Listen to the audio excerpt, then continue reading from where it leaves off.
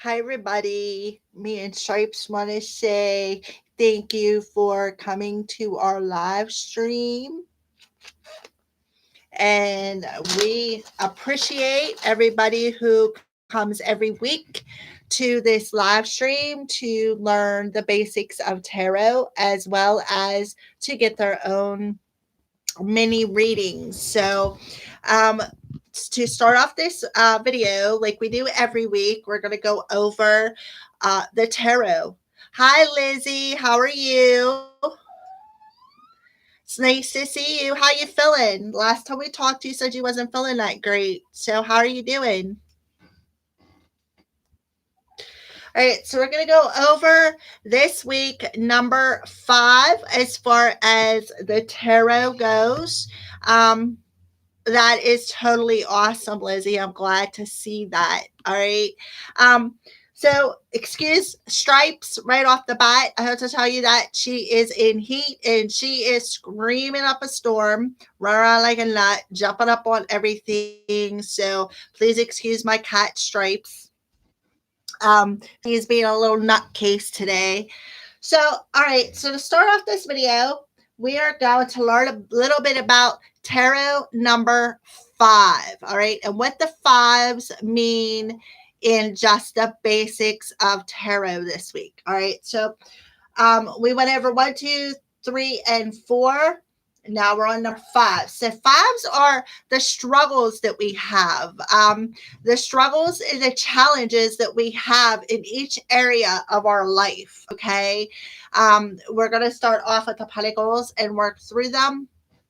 So that's what fives mean to me as my own knowledge. This is what it means to me. So again, fives are about struggles and challenges that we have within our life. So we're going to start off with the 5 of Pentacles. All right. So to me, the 5 of Pentacles is this energy of you're struggling with some sort of uh coldness or isolation within your reality, within your 3D reality, because Pentacles, again, is about our human selves. It focuses on our money, it focuses on our home life, it focuses on our family, everything in our human existence. So, to me, the 5 of Pentacles is a struggle and a challenge of being isolated, being left behind, being left out in the cold within your reality, like somebody just leaving you. I know that there's 2 people on this card, but that is how I depict the 5 of Pentacles. Somebody walking away, leaving you left out in the cold, feeling alone, feeling isolated, getting the cold shoulder.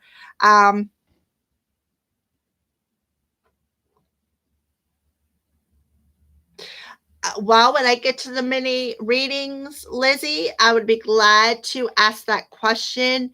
However, just keep it in mind for whenever I do start the mini readings, because right now I'm just going to go over the basics of tarot like I have been for the past few weeks. But as soon as I do start the mini readings, I will be glad to answer that question for you, Lizzie. All right. So again, the 5 of Pentacles is feeling like you're getting a cold shoulder, like you're being left behind, feeling isolated.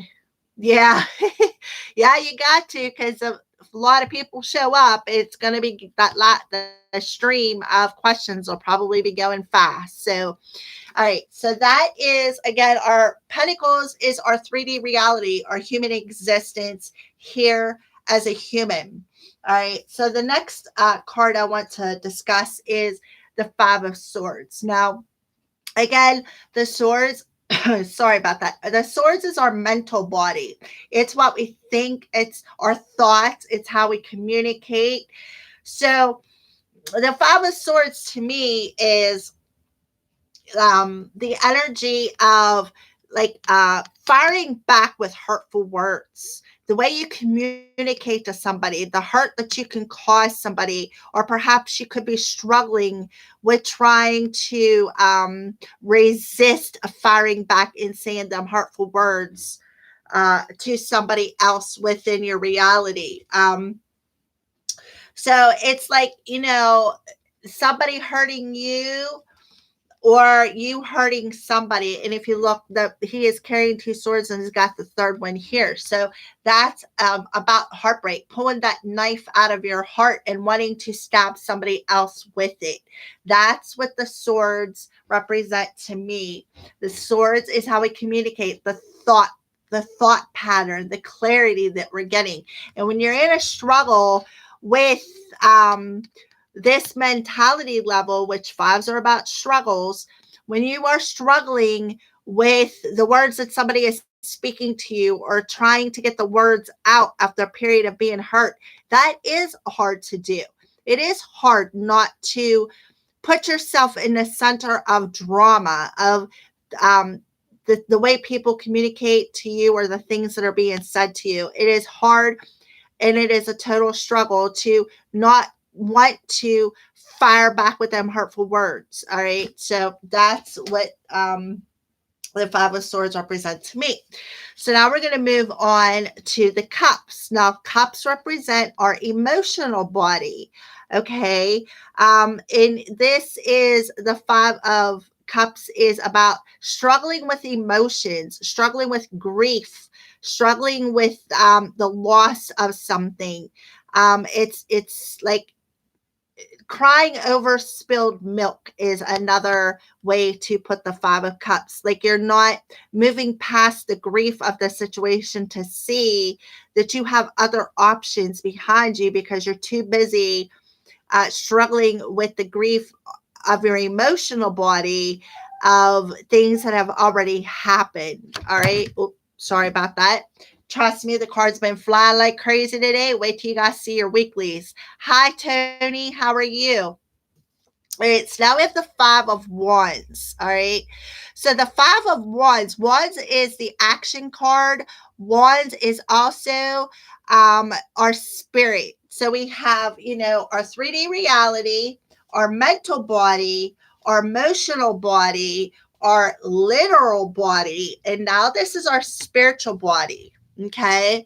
But wands can be about, that is great, Tony. How you guys handling this new moon energy with all this planetary alignment going on, especially with today being 222? Hey, you're gonna stop my live stream. Yeah, Stripes is entering the picture. Say hi, Stripes. Say hi to everybody. Oh, now you're not gonna say anything. You're bad. All right, so wands, Five of Wands. Depending on the cards around it, can mean there's an inner conflict because Five of Wands is opposing energy. There's some sort of a conflict, whether it's conflict from outside sources, yeah, or an inner conflict. Because again, Wands is about our spirit. I see Wands sometimes as our spiritual selves. But I also see wands as action being taken within our reality because wands is an action oriented. Come on, you're going to stop my live stream. Walking across the computer, you little punk. She's in heat, so she's like going like bonkers today. So yeah, this is about opposition. It's about inner conflict. It can be about outer conflict within your reality, depending on the cards that are around it. All right. So, those are the fives of tarot. Those are the struggles that we are having within our each area of that life, whether it's our body, mental body, emotional body, spiritual body, or just our reality in general. All right. So those are the fives for this week's live stream. Next week, we will be going over the sixes. All right. So just going to put them there. All right. So now it's time for some mini readings. Look, Tony, I got the crepe tarot out, just hoping that you would come tonight. All right. So, Lizzie, about the topic me and you talked about on Messenger. Well, we talked about a lot of things on Messenger, Lizzie. Yeah, I haven't. I use these, but I don't. Oh, okay. All right, I think I know what you're talking about now. I try to use these as much as I can, but I got so many different tarot decks that I kind of feel um, like the other ones feel a little left out. So this week for the weekly readings, I did not use the Crow Tarot. I used the Angel Tarot. I am actually waiting for a new deck of cards to arrive. I got one deck today that I ordered. I got another one on the way because I want to tap into the animal energy on an intuitive level and see what's going on there. So let me put that there. And I got Ask Your Guides. So, Lizzie, we will ask your guides and see what they say about that fairy question that you have. So, Spirit, can you give me messages for, hey, thief, quit stealing stuff. Hey, that's not yours. You're bad today. Okay, so they're telling you, I kind of feel like they're letting you know, Lizzie. I kind of feel like they're communicating in your dreams about, is it raining in California? You know what? Finally today, Tony, we had a nice day. I worked the past couple of nights, and I'm going to tell you what, it is freaking cold up here in PA. So, Lizzie, I kind of feel like the reason why they show you things in your dreams when it comes to the fairies in that situation is because if they brought it to your reality in your 3D world, I kind of feel like you won't accept it as much. I mean, I know you say you will, but I just feel like you won't. And I kind of feel like this is something that does not have anything to do with the fairies, is what I feel. Because you was asking a question the other day concerning, I'm not going to put it on blast, but you know what I'm talking about some certain thing that you said you would like to know what you should do. I kind of feel like Spirit is telling you, um, accept the struggle as lessons. So if you're struggling with something within your reality, not talking about the fairy question, something else that you brought to our attention, um, that you were asking about what direction you were asking me, what direction do I think you should go in concerning one certain aspect within your life that has nothing to do with the fairies. I'm sure you remember that conversation because I texted you back and told you I can't make decisions for you. I can only guide you. So I kind of feel like your spirit guides are coming in with that answer right now concerning that one particular question.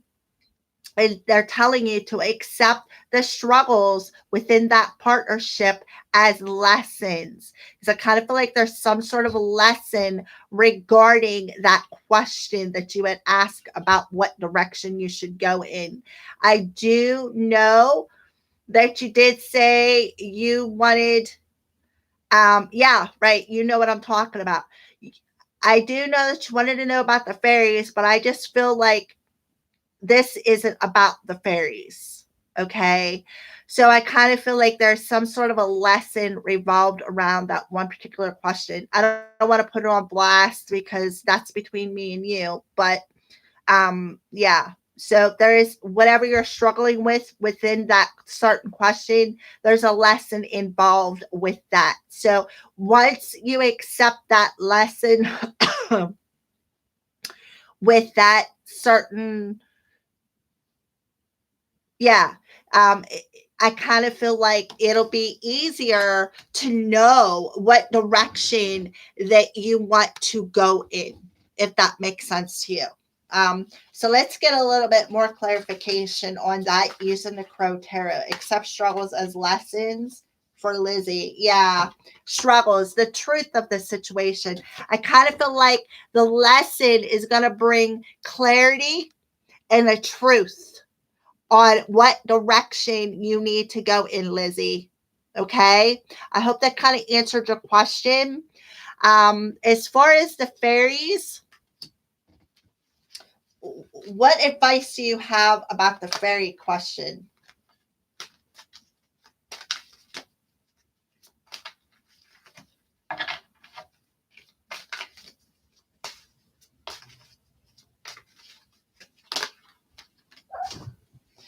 They're really not giving me anything. So I would just roll with what I told you about what you were dreaming about and all that when you asked about the fairies. Whatever advice that I had said to you, which I don't remember exactly what it is right in this moment, I would just roll with that because I feel spirit is saying to me, through me to you, Lizzie, that what I told you is true and correct.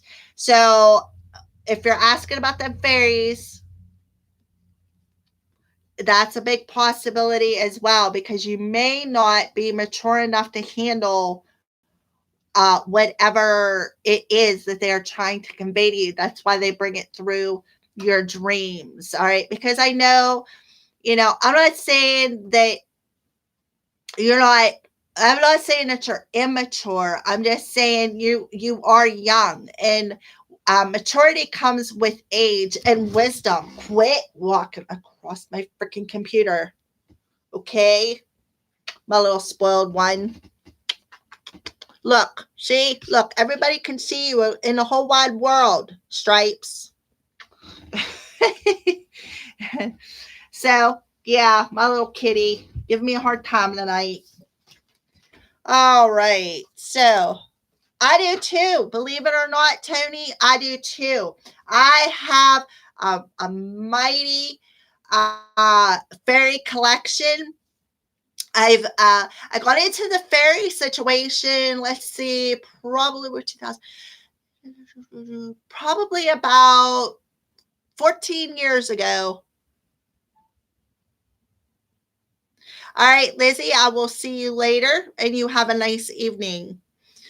So I got into the fairy collection about 14, 15 years ago. I started collecting them, and I wholeheartedly believe in fairies. I try to, be nice to them and give them honey because I absolutely love honey. They like milk, they like honey, especially now in the wintertime where I live at. It's winter, spring, summer, and fall all in one day. So yeah, and the whole purpose of the Christmas tree, which is actually called the Yule tree, is to thank the fairies and the wood nymphs for the flowers and everything that is grown through Mother Earth. So yeah. Okay, thank you, Kat.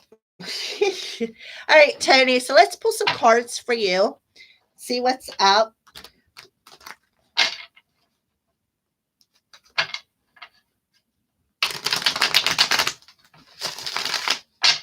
All right. So what messages do you have for Tony tonight, Spirit?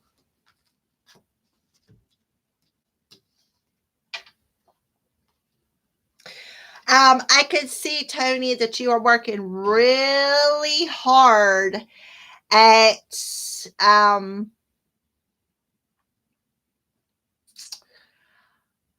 I kind of feel like you're working really hard at something you were thinking about because I see the page of swords as what we're thinking about or observing. I feel like you are I kind of feel like you're working really hard at observing some sort of situation within your reality. Um, I also feel like you could be working really hard at listening to your intuition is something else that's coming through. I feel like you are managing the skill of what you're thinking about and how it creates your reality. things that you are intuitively feeling, especially with the new moon energy. Um, but the Eight of Pentacles is the energy of working hard at some sort of a skill. Perhaps it's learning a lesson, or, it is the energy of going back to school. But I just feel this is you working really hard at trying to use this intuition skill. I kind of feel like, with the sword slightly slanted towards the north, I kind of feel like you're not there yet, but you're still working on some sort of clarity or something to come through your intuition that has something to do with perhaps your finances or your home life, or just a skill or a trade that you have been working at. Um, I also see that you, Tony, could be seeing black feathers. Are you finding feathers in your path? Like when you're out on a road or maybe taking a walk through the park, you come across feathers. Yeah, learning from your mistakes. Yeah, the way you think about things. Um, learning from those mistakes about how you think about things. But I feel that this has something to do with your intuition. Kind of feel like, yeah, I do. I love crows too. I've been seeing them all over the place and hearing them caw. And but yeah, I feel like if you're seeing black feathers, that could be the crows setting you some sort of an omen of a change. If you're not seeing them yet, I feel that you will be. So pay attention, because I kind of feel like that is spirit showing you that they are protecting you when you find black feathers. Black feathers are a sign of protection. Um, all right, so let's see what else. That's too many. Wow. All right, let's see what else wants to come out for you. Oh yeah, talk about going within and following your intuition. You got the Hermit. This is pretty intense. This is going deep within your soul and looking for. It's like you're doing some soul searching for some things within the darkness. So yeah, again, this is about the thoughts, your intuition, your gifts. So I feel that you are definitely, um, I feel that, yeah, this is that, like I said, that soul searching, finding that light within your darkness.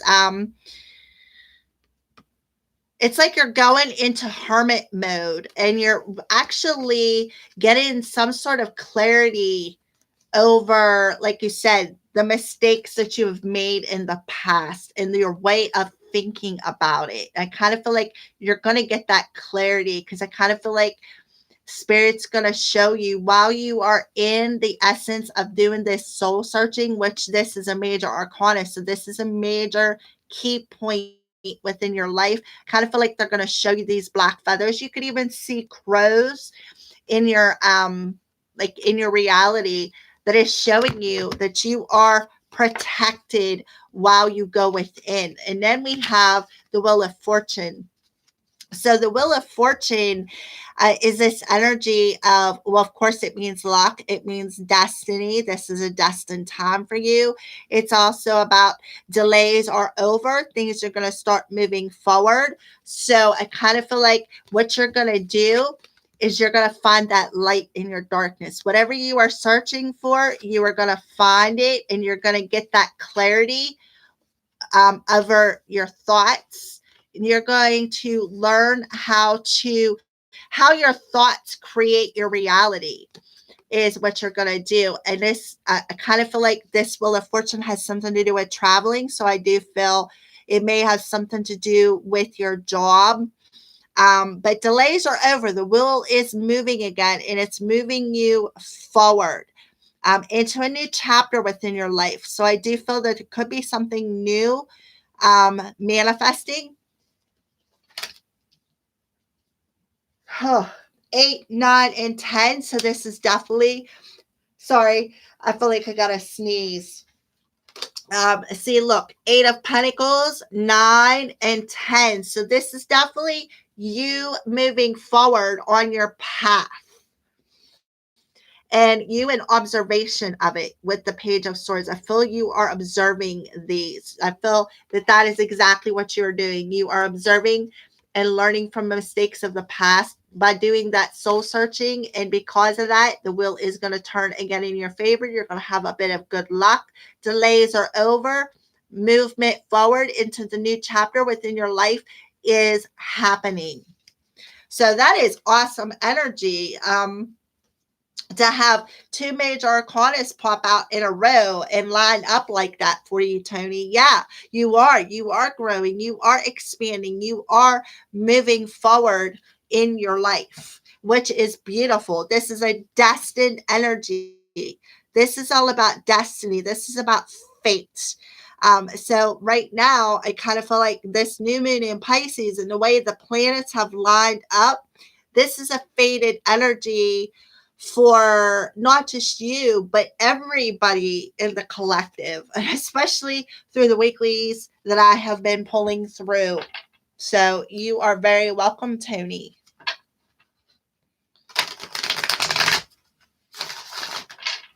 I don't know. They're telling me to pull a an archangel. Oh, I just knocked them cards over. An archangel oracle card for you, Tony.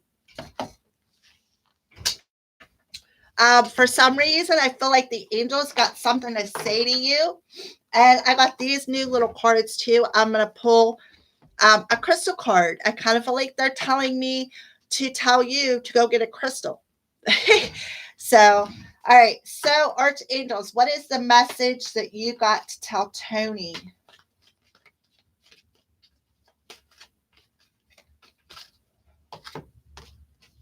Huh. Beautiful. Exactly what that Wheel of Fortune says. Archangel Ariel is coming through for you. Yeah, I carry black tourmaline. Well, I don't now because I'm not in that stressful job anymore. I got rid of it. So I really haven't felt the need to carry black tourmaline. Okay, Archangel Ariel, do not hold back right now. The timing is perfect and you are ready to soar. Just like that Wheel of Fortune, the time is right for you to spread your wings and soar. Archangel Ariel is around you. Look at that. The time is right to move forward. Yeah, beautiful. All right, so these are brand new cards. I've not, I opened them and that's all I did. I opened them and I looked through them and I shuffled them and got a card for myself, but I kind of feel like maybe Spirit may have something for you. So what crystal do you recommend that Tony grabs other than black tourmaline, or should black tourmaline come out again? All right, so what crystal do you recommend for Tony during this, for him to get ready and fly? What do you recommend to help him usher in this movement?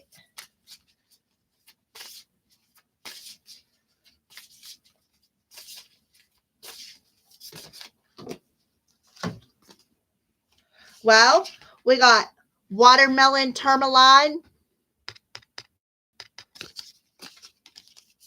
turquoise,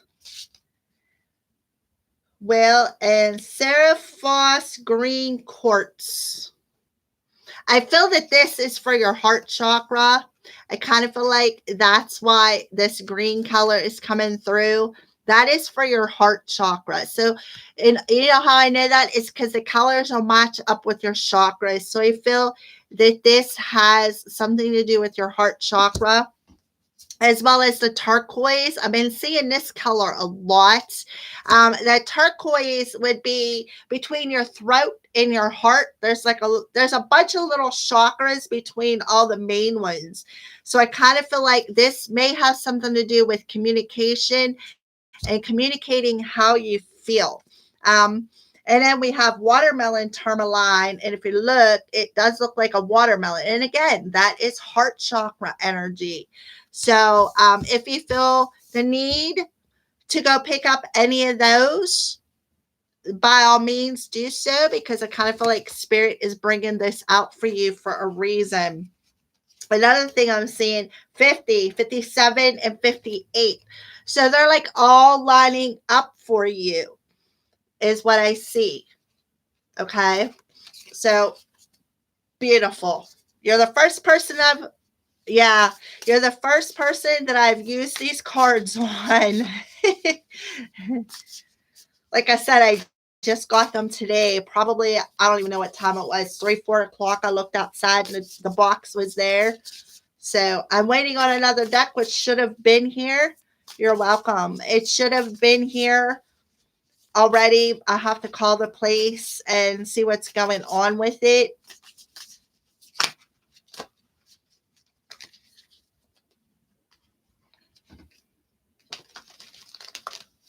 Black tourmaline's good.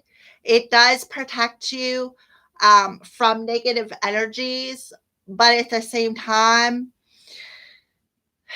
there's such a variety of stones. I mean, it's just amazing. I don't know if did you see the video that I posted on Facebook with this orgonite?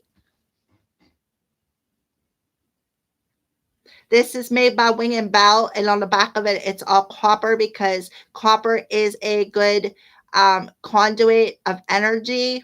It's a good energy source. So you may even want to carry a pocket full of um, copper pennies to help you if you're having trouble with energy, if you feel tired, or if you feel like you're not understanding what spirit is trying to tell you. That'd be another good thing. It was just a little short video thanking Wing and Bell. That's all on my Facebook. But yeah, look at that. Isn't that cool? It's made by Wing and Bell. She custom made that for me.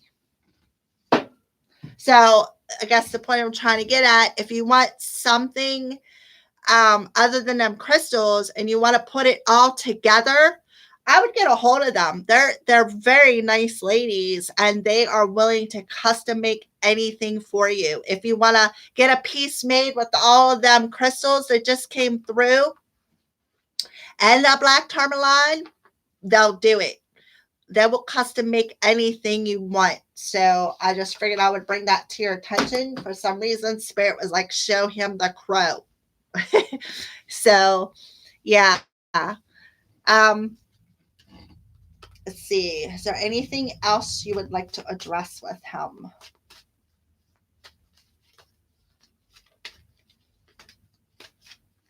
Oh, I don't think so. Oh, wait a minute. Yeah, there's a divine order happening. I kind of feel like the timing is right. Everything is how it needs to be right now. The timing is perfect. You need to look past some sort of an illusion. And I feel that that's why you got that Page of Swords. Like you're observing um, something within your reality. And, you need to see the underlying order of how things are working. So I feel that spirit is telling you with the time is right in divine order. I feel that that is why you got the Wheel of Fortune, because the time is right. Delays are over. They're telling you to take some sort of action on something within your energy, within your reality.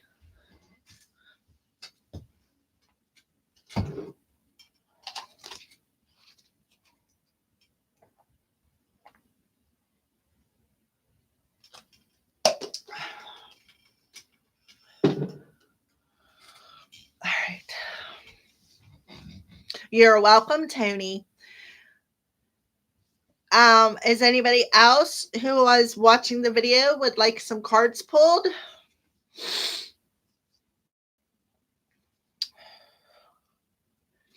It has been like the weather has been so crazy here in PA.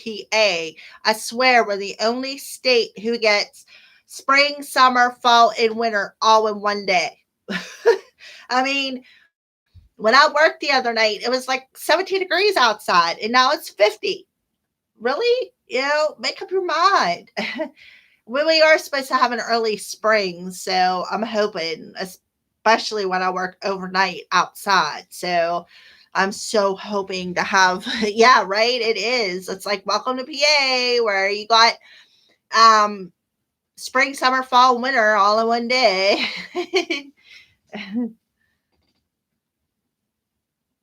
I can't wait for it to get nice out because where I work at, I'm gonna be outside my whole shift. There is not gonna be no inside in the frosting. At least I could say, even though it was only 17 degrees, at least there was no precip. It wasn't raining. It wasn't snowing. No, we don't have no snow. The snow is gone. I don't think it knows what it wants to do up here.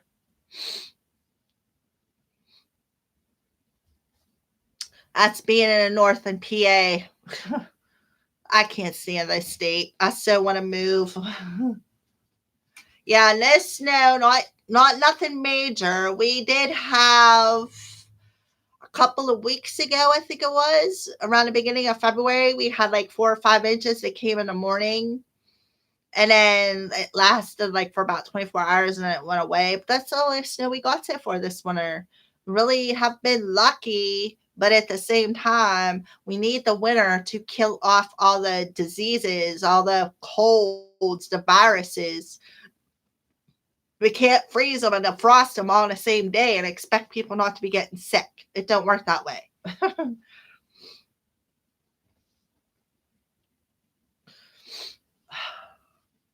So, is there anybody else? I know I see two people watching. So, is the other person that watching would like a card? Yep. So, what's the weather like in PA? Or I mean, in California, you said it's raining, right? You wearing duck clothes?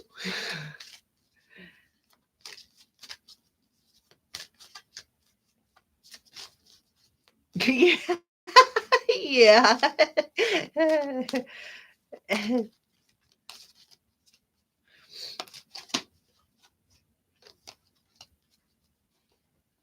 That's something. At least, is it warm out there in California at least? I don't know what part you're in. It's not cold. Yeah, that's good. What part of California are you in? The top, bottom, middle, coast, near the water?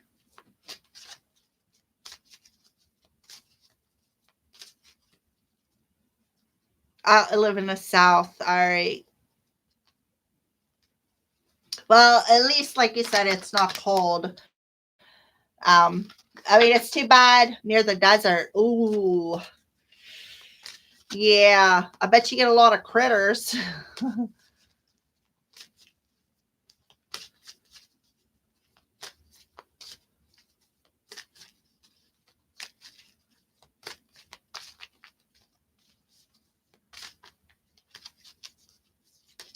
I've always wanted to come to California, and I changed that because of like I'm afraid that if I come out to California for a visit, that like the end of the United States where California lies, we're going to be floating out in the ocean somewhere. So I I don't know, got out of that. Yeah, but it's not bad. Yeah, well, you know what? Me and spiders don't get along. Spiders live in a desert. I can handle anything but spiders. I can deal with snakes. I can deal with scorpions. However, I've never had to, but I'm sure I could. I just don't do well with spiders. If they have more than 6 legs, no, they can just stay away. So that is one of the things about being in a desert or being near a desert that I have a fear of. I don't like spiders. I'm not saying that spiders aren't bad here in PA because they are, but I just don't like them. Sure, they're not as big here as they are there.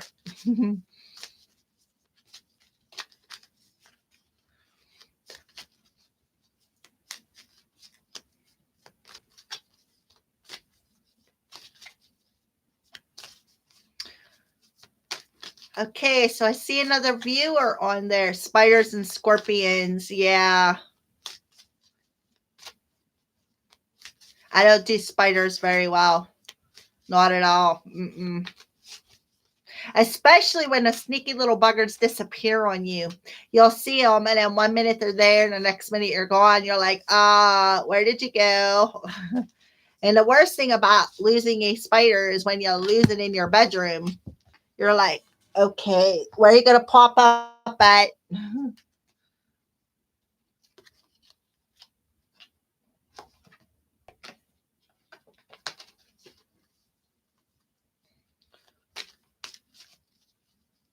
I bet. Which, the spiders or the scorpions?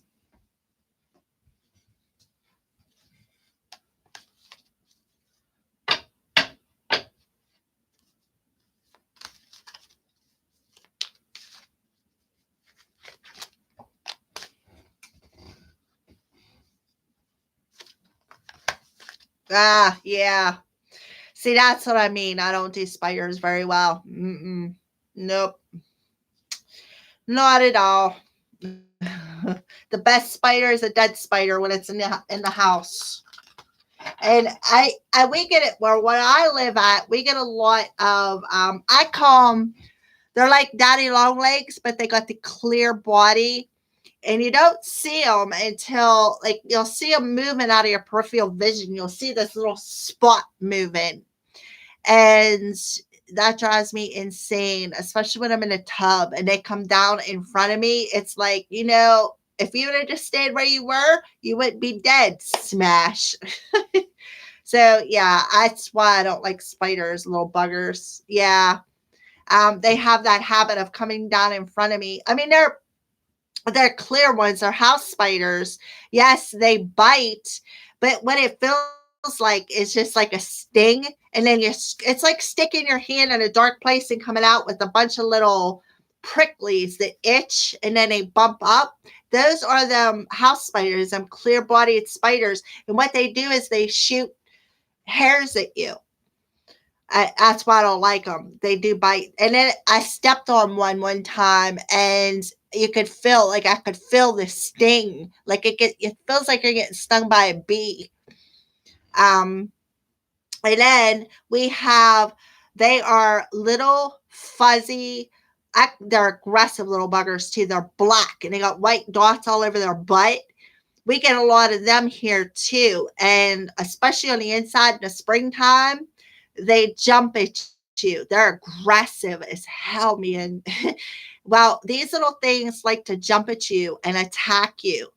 Um, uh, I had one inside my house. It was probably like that big around, the biggest one I've ever seen in my life, and that was the only spider that would eat a stink bug. Do you guys have stink bug infestation out there? Right? Screw that. Exactly. Yeah. Um, I mean, they hurt when they bite, but it just feels like a bee sting. So if you've ever got stung by a bee, that's exactly what this bite feels like. And the reason why I know that is because um, I will say no. I, I planted sunflowers a couple of years ago outside. I had planted a couple of sunflowers on the side of my porch because I love sunflower seeds. Um, you don't have stink bugs. Well, we have stink bugs, and trust me, when it gets warm out up here, they come out of the woodwork like cockroaches. So, them little black fuzzy jumping spiders is the only thing I've seen that eats some things. But anyways, the sunflower, I'm like, oh, look at my sunflower. It's so pretty. And I feel sting, sting. And I'm like, what the heck is that?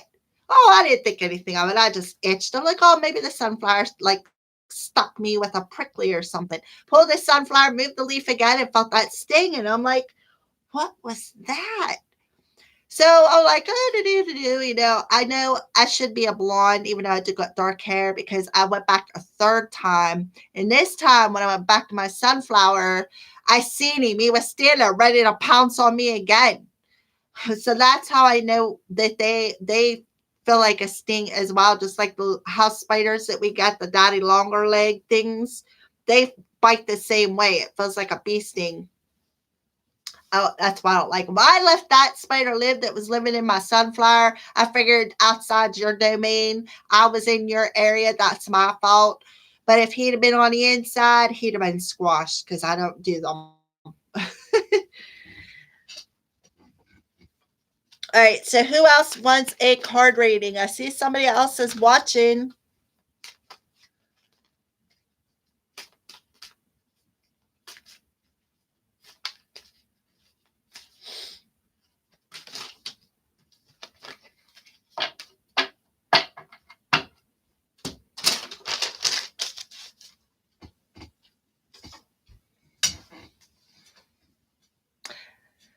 Yeah, well, like I said, it was on the outside, so I was in his domain, so I just left him live. But if he'd have been on the inside and bit me, he'd have been squashed. I don't know, but I still have the mark on my hand. He left a scar where it bit me at.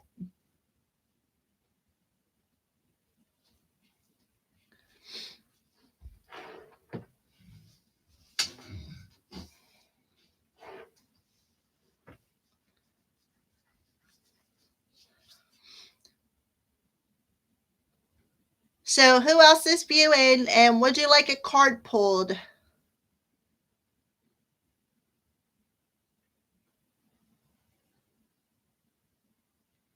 So, have you ever gotten bit by a spider, like any critter, since you've been in California?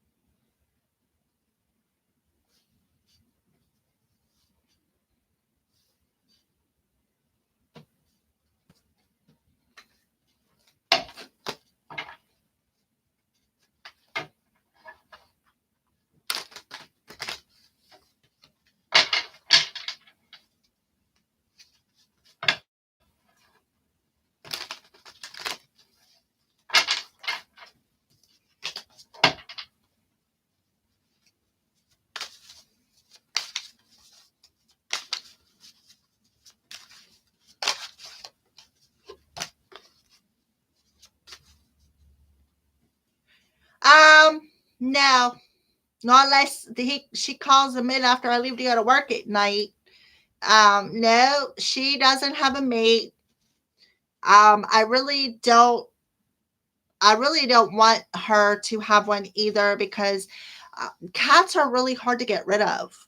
And I'm not about a litter of kittens, regardless. So, I'm actually looking for a place to actually get her fixed that doesn't cost an arm and a leg because if you go to a vet, you're looking at $175 to get her fixed. So they do offer clinics and stuff up here in PA where you can get it. Yeah. Um, where you can get it like half price, get them fixed. So when I was at work the other night, the lady that I work with had said there's a clinic coming at the Laurel Mall, which is 5 minutes up the road from my house. Well, it was the Laurel Mall back in the day. It's not anymore. But there is a clinic coming there where it's super duper cheap to get them fixed and they give them shots. So it was like perfect. So um, I'm going to get the information that I need and go ahead and make that appointment to get her fixed next month. So Yeah, I don't want kittens. I mean, if I want a kitten, I'll go get a kitten. I don't want a litter that I can't get rid of. I'd rather do a rescue program and rescue kitties and until they can find a forever home, because I do have a heart of gold. I love kitties. So yeah, I just that's why I haven't went and got another cat. That's why she's all allowed outside. I do have a tomcat that I feed outside just simply because um he's part of the mice control. I found dead mice between my house and my nephew's, so that tells me that he is doing his job. So I do feed him because of that. But yeah, I don't want my cat to have kittens. They're just too hard to get rid of. And people are so abusive to animals that I just can't. I don't have that heart. And I've already had my share of cats I couldn't get along with, and I just don't want to put myself back into that situation. So no, she doesn't have a boyfriend, and that's why she's still in heat, because she's not allowed to have one either. And when I go to work at night, I make sure that I tell her, if you're going to have a house party, make sure all the boyfriends are gone by the time I get home. So I don't know.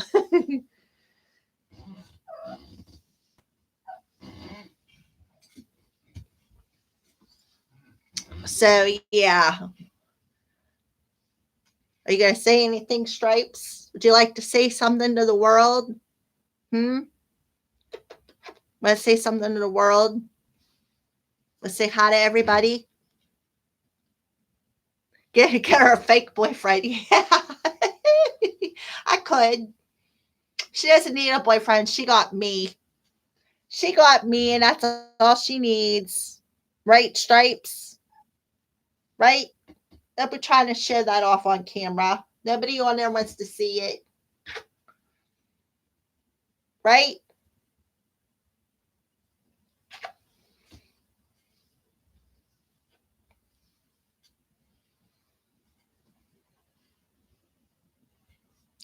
So she got kitty kitty nip treats. I made a mistake of leaving them set out, and I don't know, went somewhere. I don't know if I went to work or what I did, but when I come home, she met me at the door screaming, and I'm like, What's going on? She guided me right to them treats and was letting me know she got them off the shelf where I had them and chewed the bag. She wanted them treats, so I had to hide them from her. It's okay, baby. It's okay. My stripy friend. What? Yeah, kitty nip. She freaking loves it. I'm like, you don't even need that stuff. You're retarded enough. Huh, baby. Huh, baby. My stripes. She's like, "Brrrt."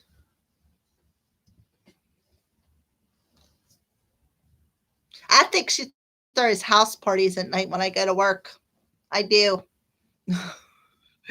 Sharing all our little kitty nippy treats with the neighborhood cats.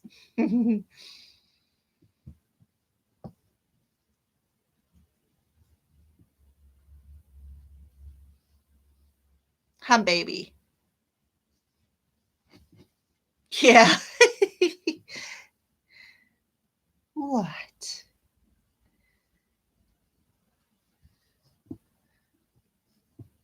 I should have named her Tigger.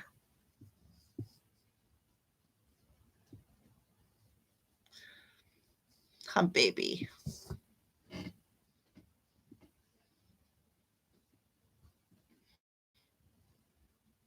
Yeah. Yeah, I think she does. I think she has house parties when I go to work. Because I work overnight. Like, I work 9:45 to 5:45 in the morning, 9:45 at night to 5:45 in the morning. And I swear sometimes she throws house parties.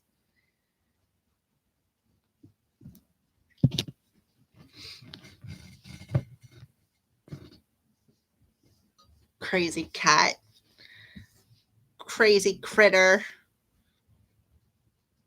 Bounces off the walls.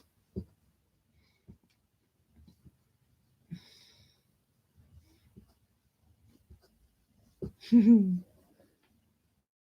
gonna say hi to everybody? I'm gonna say hi.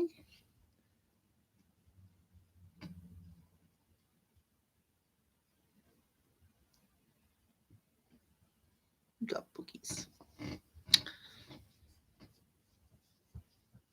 All right. Somebody out there wants some cards pulled. I see I got an observer. Somebody who's watching on the sidelines.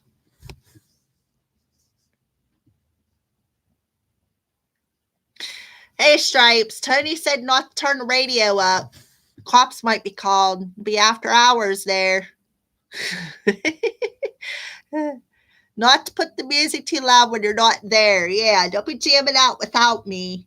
Sharing all them kitty nip treats with all your boyfriends. Yeah, having a house party. Hey, hey, don't be biting. Having a house party.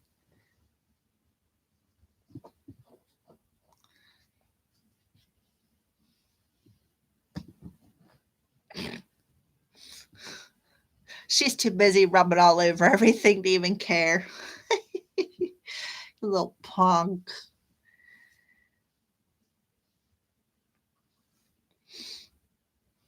Little cute. She's so cute. Little fat cat.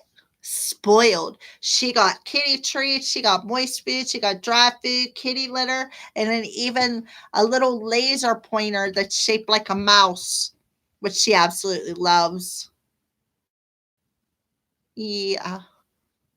I like getting her to go in circles, and then she'll just stop dead, and her head will keep going like this because she's all dizzy. Yeah. Yeah.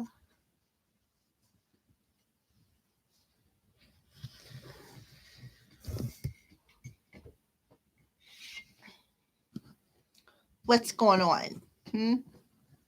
What's going on?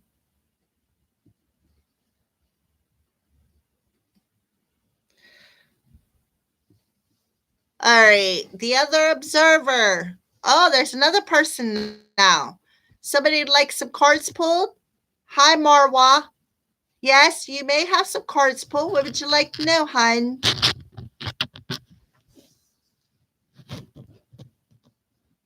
Sure.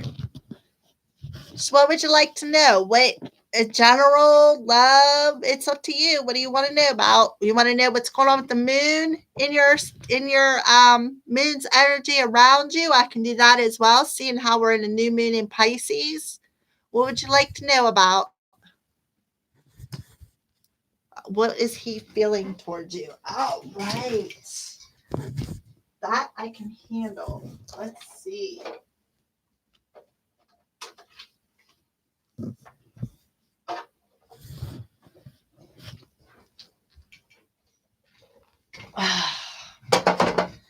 Let's find out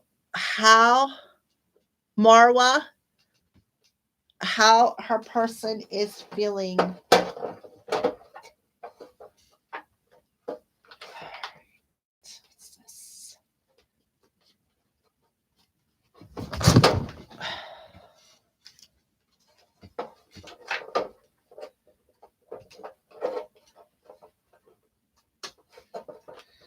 Okay, so got them cards. I'll pull out one more deck here so we can get a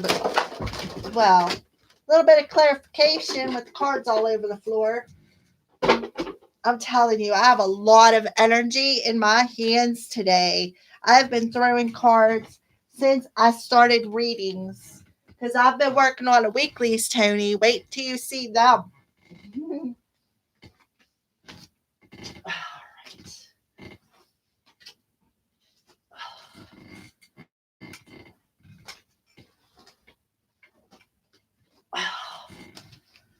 I think that's all of them.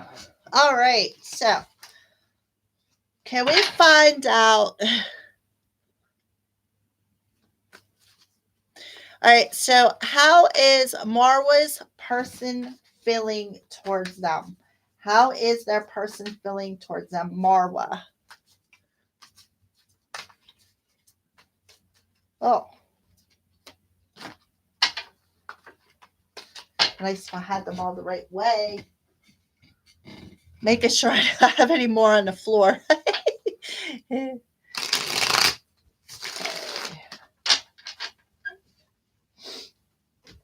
So, how is Marwa's person feeling towards them?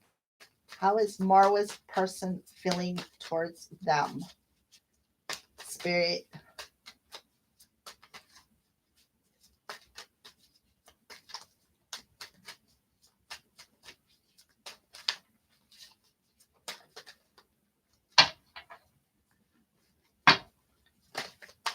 Okay.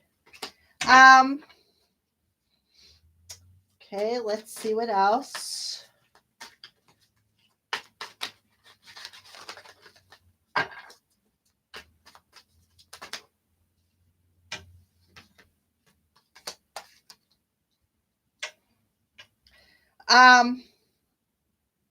So I got signs, Marwa.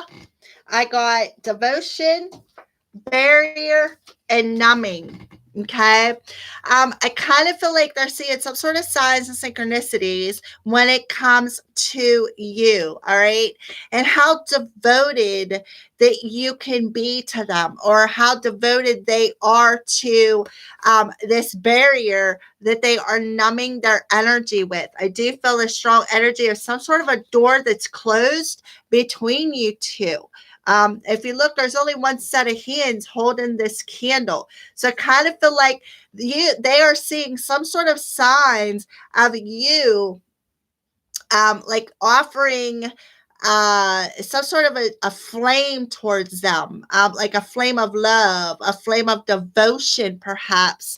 But there's a door closed, there's a barrier between you guys, and it's a bit numbing. I see. It's like I feel like your person is in a bit of darkness.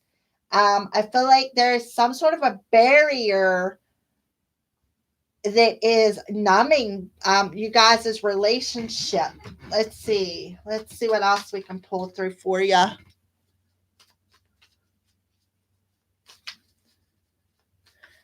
How is he feeling towards Marwa?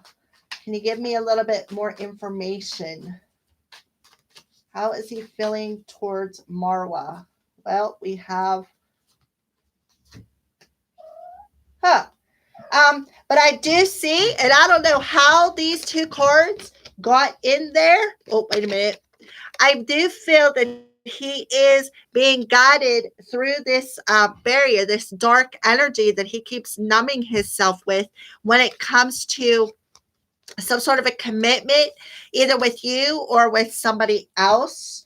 I do feel that he is being guided towards this commitment. And the reason why I think he is being guided in the darkness is I feel that this is your hand holding that flame out into the world to him. I feel that he is the one that's seeing all the signs and synchronicities. Let me pull the signs and synchronicities deck and see what signs he could be getting when it comes to you guys' partnership. So what's the signs that he is getting? Profound lessons are at hand. He's seeing trip nines.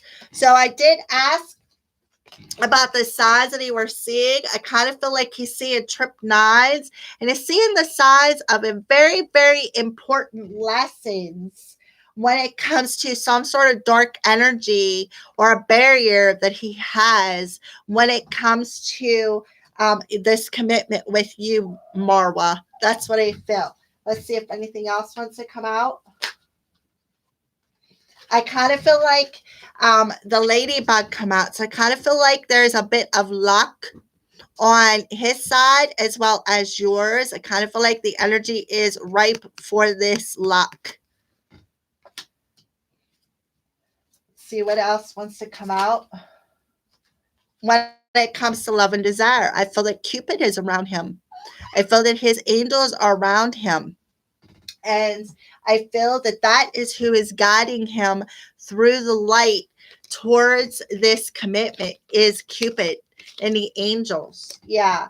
So he is seeing those signs of profound lessons. Profound lessons are coming to a completion. Kind of feel like he is seeing the light of the situation, seeing the light of what the barrier was in the darkness that he was numbing out. So that's what I feel. Is he avoiding you? I don't think that he is. I kind of feel like he's just in darkness. Like I kind of feel like there's a door closed because I feel like he's going through the dark night of the soul. And I feel that Cupid and his other angels and spirit team is guiding him. Yeah, that could be why he got the numbing energy. Maybe he's on drugs to numb this dark energy. And perhaps that is a profound lesson that he is learning through the signs and synchronicities. I do feel because we are in the new moon in Pisces that he could be getting the signs through his dreams. I do feel that. The signs of devoting his eternal light to a commitment to what he truly desires. Let's see what the romance angels have to say. Let me see what the lessons are too.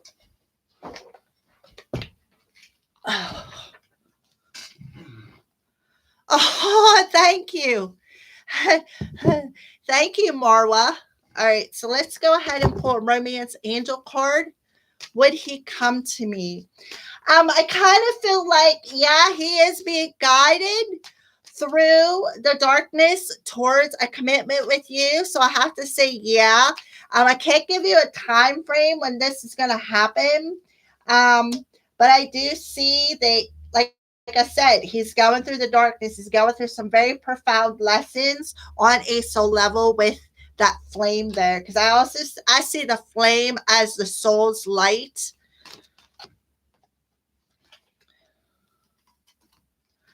Yeah, your person is a soulmate. Okay. Your person is a soulmate, and I kind of feel like there's children involved in a situation.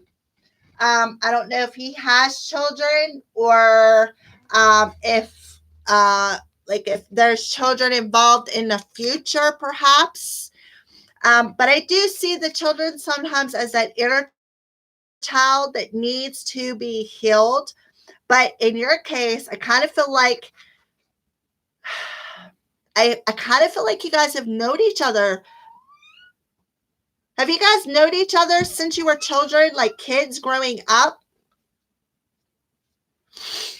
I feel like you guys have known each other. Yeah, exactly. You guys have been together since you were kids. And he is your soulmate. I feel that he is the one. Come on, kitty. Get down. So yeah, I was thinking that we've been together from our childhood. Exactly. Children, you guys have been together since you were kids. He is a soulmate. There's no doubt about it. I kind of feel like that's why the angels are around you guys, especially Cupid. And I kind of feel like he is being guided through the darkness into a commitment. But if you can see, there is only one flame on this card. And I feel that this is your flame. This is your flame that he is seeing in the darkness. Okay. Kind of feel like this is your flame that you're holding for him. And this is the flame that is guiding him through this darkness, through this numbing energy. Okay. Oh. All right. So, what is a lesson that Marwa's person is learning with these profound lessons at hand? What is the lessons that he is learning? The profound lessons that he is learning.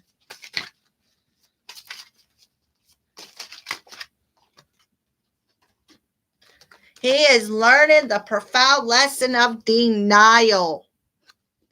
I acknowledge my fear, but I replace it with the insight of awareness. So he is learning the profound lesson that he is learning is denial.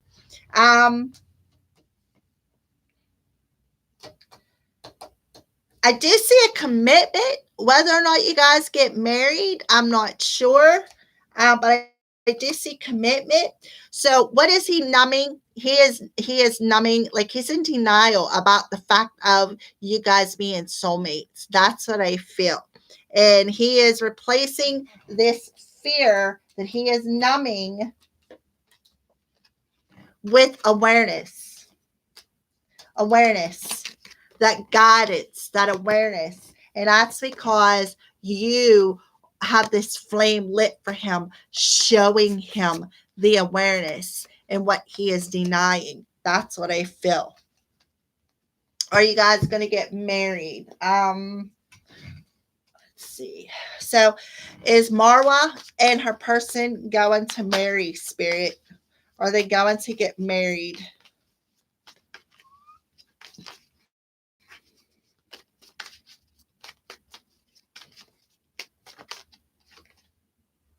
He is not awakened yet. He is still unawakened to this connection. That's why he's in denial.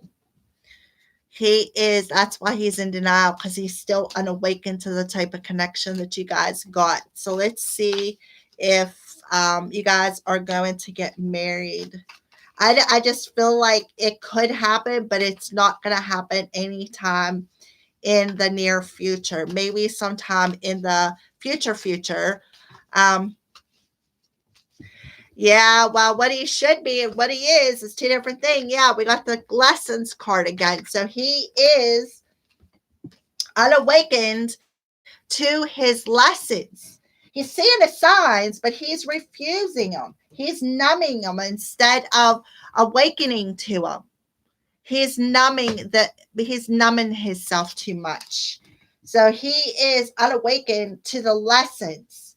But the profound lessons are at hand. So he is about to awaken to the awareness of the type of relationship.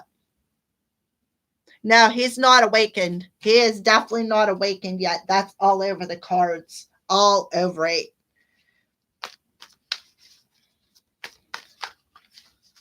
All right. So again, are they going to get married?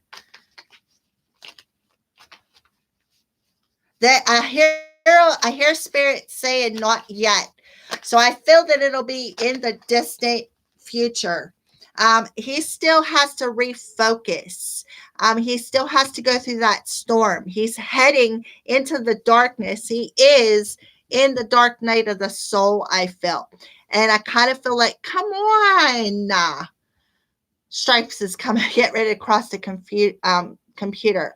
So, and then we have summertime coming through. Oh my God, Kat. Why don't you just tear the whole room apart? You're doing a good job at it.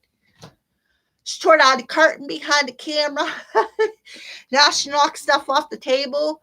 So yeah, he's in this energy of with the summertime. I kind of feel like through the summer.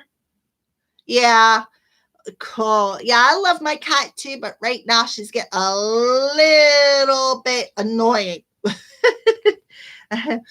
So I kind of feel like over the summer, he's going to gain the awareness and refocus his energy.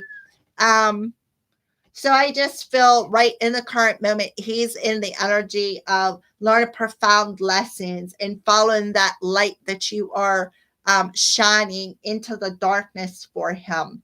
Um, and where he was in denial about this connection, I kind of feel like maybe by summertime, he's going to refocus his energy and go through that storm and face this denial energy. So, to answer your question, if you are looking to get married this year, oh my God.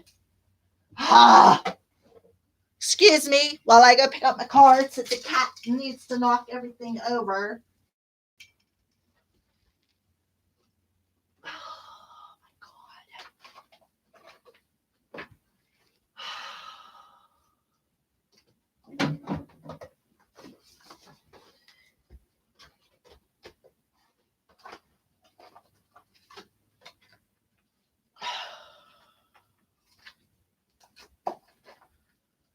Okay. Now that I picked everything back up, at least I think I did. I could get back to your question. Yeah, right? Bad stripes. She is in everything. Like, look, she tore down the curtain. See, hanging there? She tore it down, knocked papers off. She's like on it this evening. She's really being bad. Look, there's the papers. This is my weekly readings paper. I got 7 videos done. She knocked that off. She tore down the curtain, knocked the cards off. I mean, all right. So back to you, Marwa. I feel that if you're looking for a wedding this year, I just don't think it's going to happen. I just don't think so. There's just too much that he is going through.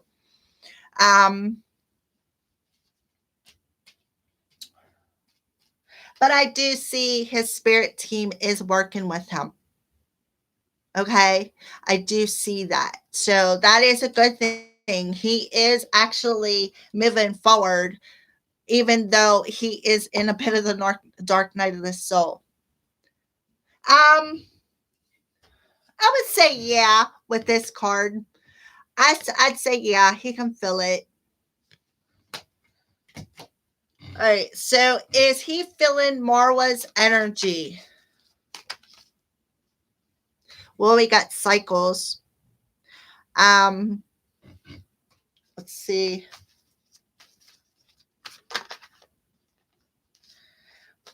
I kind of feel like this isn't answering your question, but this is what Spirit is bringing through. I kind of feel like he is in the process of, there's a pride and ego.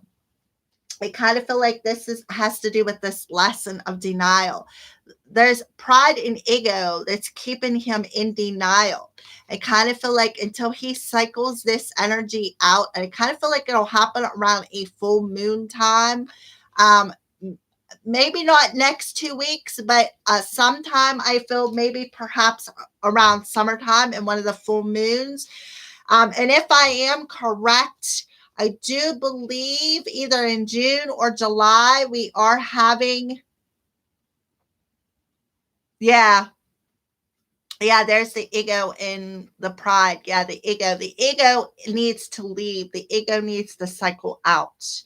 And until it does, and he's the only one that can make this move. No matter what you do, it is best just to work on you, Marwa, and work on your own path, because he's still in this feared energy. He's still in the fear zone of this denial. Fear. Yeah, he's got to acknowledge that fear. And this is a card where it says right on top line, acknowledging the fear. The fear is his pride and ego that he needs to cycle out of his life. So I feel in the summertime, it's either June or July, we are having I think it's a lunar eclipse. I kind of feel like in that time frame, that might be when he's going to learn some sort of a lesson that's going to awaken him to you guys' partnership. So I'm not saying don't wait on him. I'm not saying do wait on him. I'm just telling you, while he is going through his dark night of the soul, make sure you keep yourself elevated, keep working on your own energy, because what you're doing is when you're working on him, you are mirroring that out into the world. Marrying that out into the world, that flame out into the world. And that flame is what's going to guide him. Yeah, that flame is what's going to guide him. So that's what I recommend for you, Marwa. Keep working on you. Try not to stay focused on the partnership. And I know from experience, it's really, really hard. I myself am on a twin flame journey. Me and my twin have been back, forth, back, forth, back and forth, back and forth.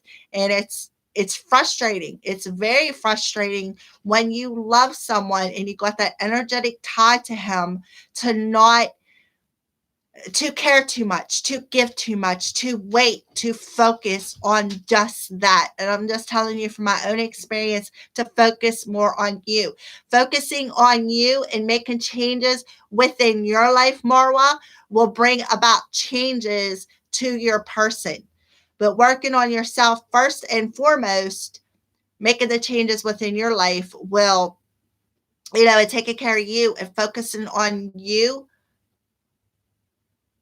Does he have the, are you talking about twin flame with you? Is that what you're talking about? Does have the, oh my God. Oh,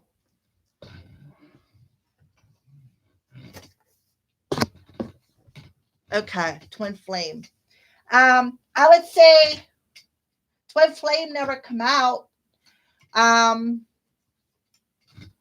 I say, is it a twin flame connection or just straight soulmate? Yeah, there's a balancing happening. Is it a twin flame or a soulmate?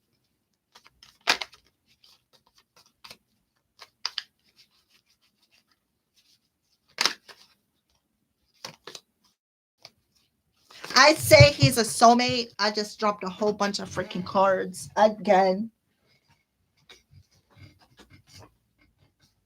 Telling you, I got so much energy in my hands today. Whew. I've been picking all my cards up off the floor. And not just one. We're talking 20 of them at a time. It's like I play a 52 card pickup by myself. Oh no, you're fine. That's what I'm here for. This is part of my journey to help beautiful souls such as yourself. So don't apologize for asking questions. This is what I am meant for, is to help you. So I do feel no twin flame card come out. I've asked it a million times. So I just feel like you guys are just straight soulmates. You're not a twin flame soulmate. I just feel you're straight soulmates, which is good. It's just as good as twin flame. You don't, the thing is, let me tell you a little bit about a twin flame journey. Okay. The difference between twin flames and regular soulmates is the journey that you're on a like the twin flame is a specific spiritual journey. Okay. And everybody is looking for that twin flame person. Well, let me tell you a little bit about my twin flame journey. Okay.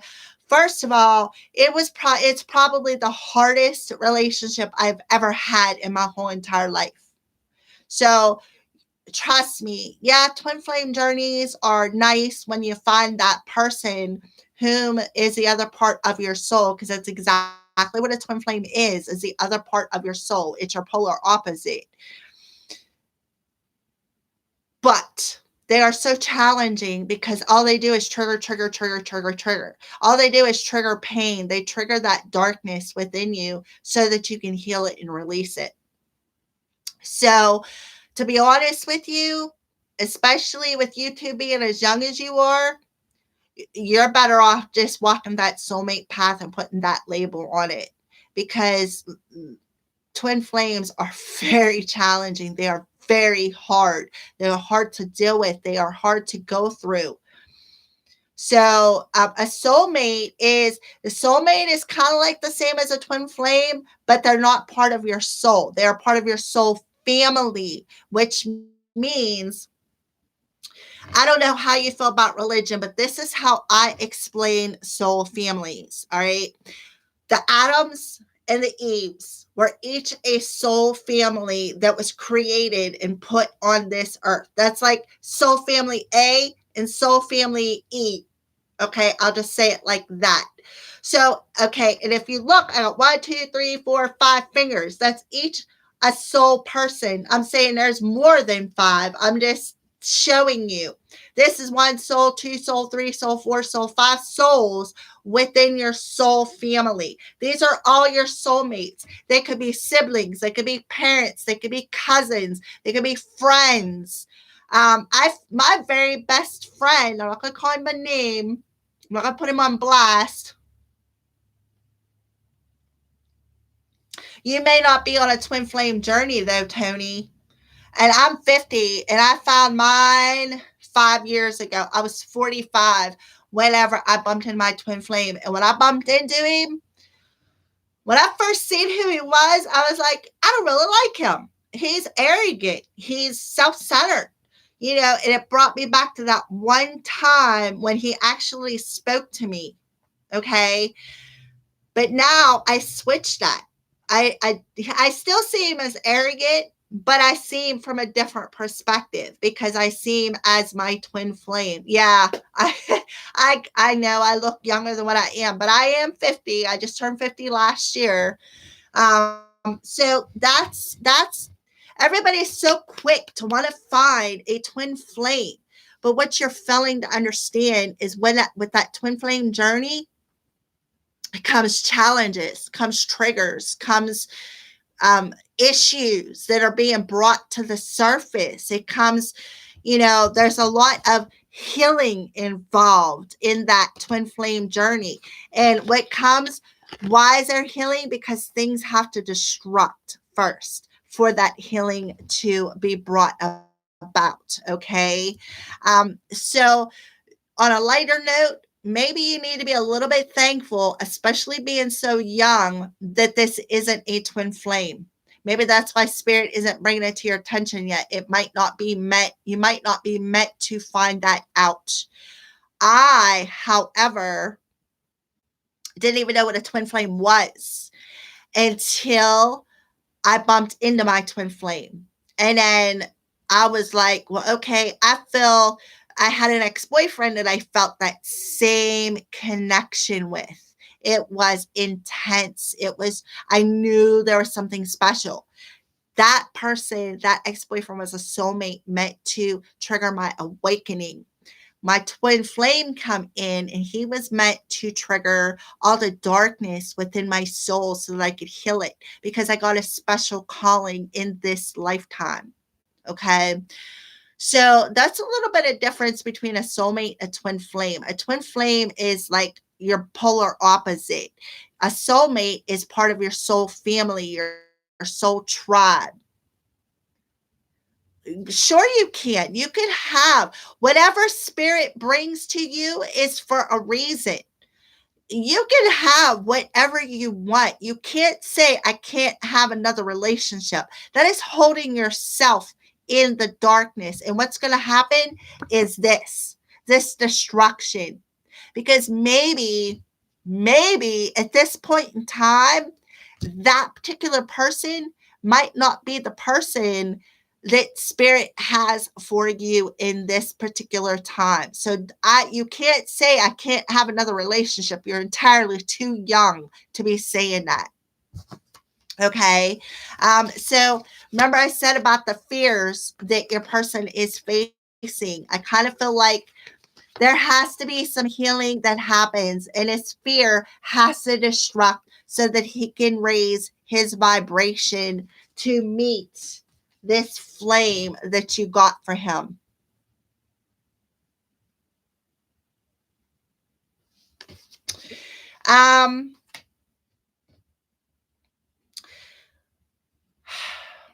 What I have to say about that is try to forget him. Well, you know what?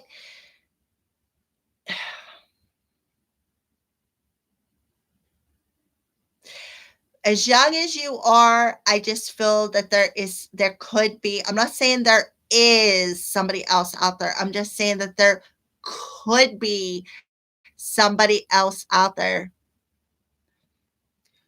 I mean, there is a connection there. There's no doubt about it. He is part of your soul family. Yeah, I understand that you really love him, but let me tell you another little story. Remember, I just said that I have an ex-boyfriend who is a soulmate who come into my path to trigger my awakening concerning my higher calling. Okay. Yes, I love him. I'm going to love him till the day I die. But that does not mean that we are meant to be together. Okay. I cried for 4 years over my soulmate who triggered my awakening. When my twin flame come into my energy, the first thing that he triggered within me was how I was dwelling in the past. That was the first entire thing that he triggered within my soul that made me wake up and realize that I was just hanging on to something that just because of how I felt. Okay. Do I still love that person? I'll love him till the day I die.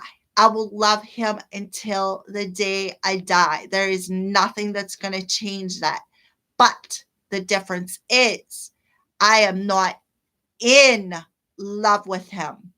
Now, Marwa, my question to you, honey, is do you know the difference between loving someone and being in love with someone? Ask yourself that question. If you can't answer it, then you still got a lot of work to do. If you can answer it and you can answer it truthfully from your soul and tell me you know the difference, then I can believe that you truly, truly are in love with this person. So tell me, do you know the difference between loving someone and being in love with someone? Do you know that difference? Because sometimes when we love somebody so hard, it's like that obsessive love. That's what I mean about my twin triggering that. He triggered that obsessive love that I carried for that other person. When my twin triggered that, it made me open up my eyes to that. Okay. I felt the same intense feeling between these two souls. What the difference was, when my twin flame ran his finger up my arm or touched my skin, I felt that flame. I felt that fire trail that he left on my skin. I did not feel that with that soulmate. That's how I could tell the difference between them. So again, are you in love with him or do you love him? Is it an obsessive love or is it a heartfelt love? Think about that. Because there is no sign of twin flame in these cards. I've asked and asked and asked, and the only thing that come out was soulmate. That's why I feel that maybe, just maybe, this person is part of your soul tribe because you've been friends since you were kids. And that's with my soulmate too. We were childhood friends. Okay. Okay, I'm not in love. I love him. Right, exactly. That's the point I'm trying to get at. It's like you love him, but it's an obsessive love. You're not in love. If you were in love, then you would know the difference. It would be easier to break that chain. It would be easier to break that connection. So, what I want you to do, Marwa, is because we're in that new moon energy in Pisces, and because we got all these alignments of planets, what I want you to do is call in Archangel Michael and ask him to cut the energetic cords between you two. Do it for the next 3-4 days. Okay. I feel that it will help you to release some of that obsessiveness. And I feel that it's an obsessive energy because of the fact that you guys have been friends since kids. That's what I feel. Um, and if the next 3 to 4 months, when summertime hits and he comes back around, okay, should he come back around in that time frame and he is awakened to this connection and to who you are, then I would be like, all right, so now what do I do? You know, and then listen to what spirit has to say to you. Listen to the guidance or the synchronicities that they could perhaps showing you. I feel that you should call in Archangel Michael and cut the ties, because I feel that there's a bit of an obsession here. I kind of feel like it's like numbing you. And you need to balance out your energy. You need to find balance within your energy, within your life. And because of the fact that you are like so obsessed over this person, it's keeping you out of balance. I feel that, it is nice that he is going through the dark night of the soul. It really is. But until he does the work, there's no use hanging on. So, should I stop it? I recommend that you call in Archangel Michael to cut the ties so that you can release him, to let him do his work. And listen to this: if you set something free and they return, it's meant to be. Keep that in mind. So that's what I would do. I wouldn't obsess over it, because all you're doing is hindering his healing. Cut the ties, set him free, let him go do his healing. If it comes back, then be willing to possibly give him another chance. But see where you're standing at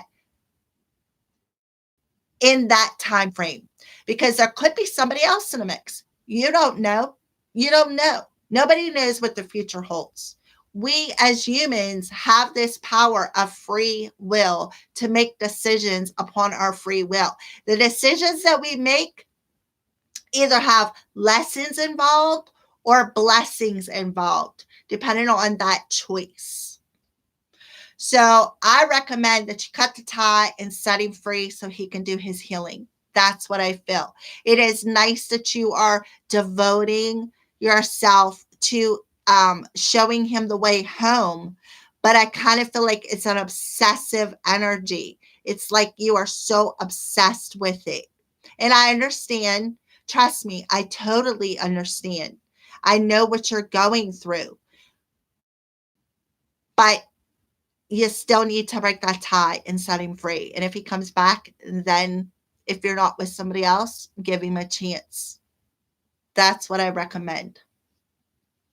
You want to follow my advice? That's up to you. If you don't, that's up to you. I can't twist your arm. You have free will to make your own decisions. I'm just here offering you advice from my own experience. Okay. That's all I can do. I can't make you do something you don't want to do, but I am offering you the advice from my own experience. All right. I know that everybody wants a twin flame until you get on the journey, and then it's like, really? It's harder than what you think. It is so much harder than what you think to have that higher calling with somebody. I do feel that in this lifetime, though, I feel that there is a lot of people on Twin Flames journey doing, due to the fact of end times coming. So I don't see any energy of twin flame around you. However, I do feel that spirit is telling me to devote you. You need to devote yourself to your own eternal flame. Make it shine bright. Let it burn and elevate your own energy out into the world. And what happens when you flick on a light in the darkness? You draw bugs in. Some bugs bite, some bugs don't. So you got to think about that. And whenever you do work on yourself and you do light that eternal flame and you draw in them bugs, it's up to you to decipher which bug is meant for you. Okay. So I hope that resonated. I hope I could help you. Other than that, I mean, you got free will to make your own decisions. So, anybody else out there want some cards?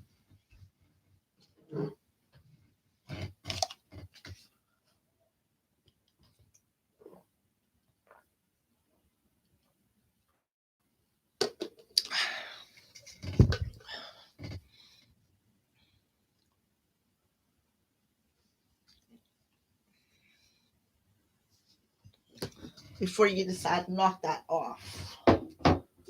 You already destroyed the room, kitty cat. Is there anybody else out there who would like some cards?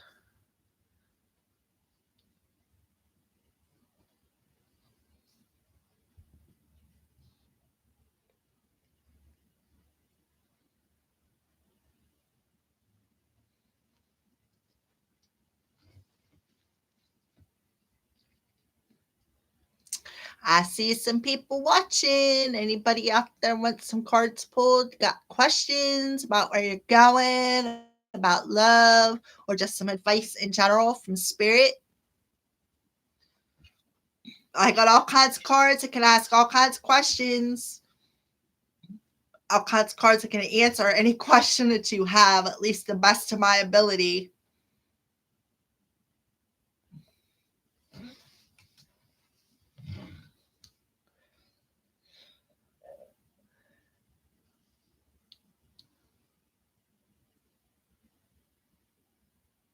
Exactly my point, Tony. You are so right. I believe that yes, we must be honest with ourselves, face our darkness, see our flaws, right? And remove the flaws so we can become the better person within our journeys. I just feel like there is so many of us on this journey in this particular time frame because there is a purification of our souls coming, and I feel there is a specific. This is why I feel there's so many twin flames incarnation in this generation, is because what's going to happen is once this purification of the earth comes upon us, all the twin flames that come together are they're what they're doing is they are uniting the light within our planet. So you are so right about that every soul on this earth needs to go through this energy of darkness so that they can rise up out of the ashes. And who is going to help the collective rise up out of the ashes is all of us who are on this specific spiritual journey, whether it's a twin flame journey or whatever conic journey you want to call it. Okay. But there is a higher calling in this particular time frame of the universe, of Mother Earth. And it is exactly for that reason, to rise out of the destruction of the ashes of the earth in the darkness to see the light. Um, I just feel like, the time frame that Mother Earth is in, we're about to come into total and complete darkness and destruction of the old paradigm of human existence. And when the new paradigm is built, that's where all of us, including yourself, Tony, are going to rise the vibration of the earth, like that phoenix rising out of the ashes. We're going to raise the vibration of the earth into a more evolved humanity. So I agree with you 100%. It's not just the twin flames, it's everybody that needs to do this. However, not everybody thinks like you and I, Tony. I wish they did, but not everybody does. Yeah, exactly. And, it's a shame to say, but 98% of the world is going to die because of that situation.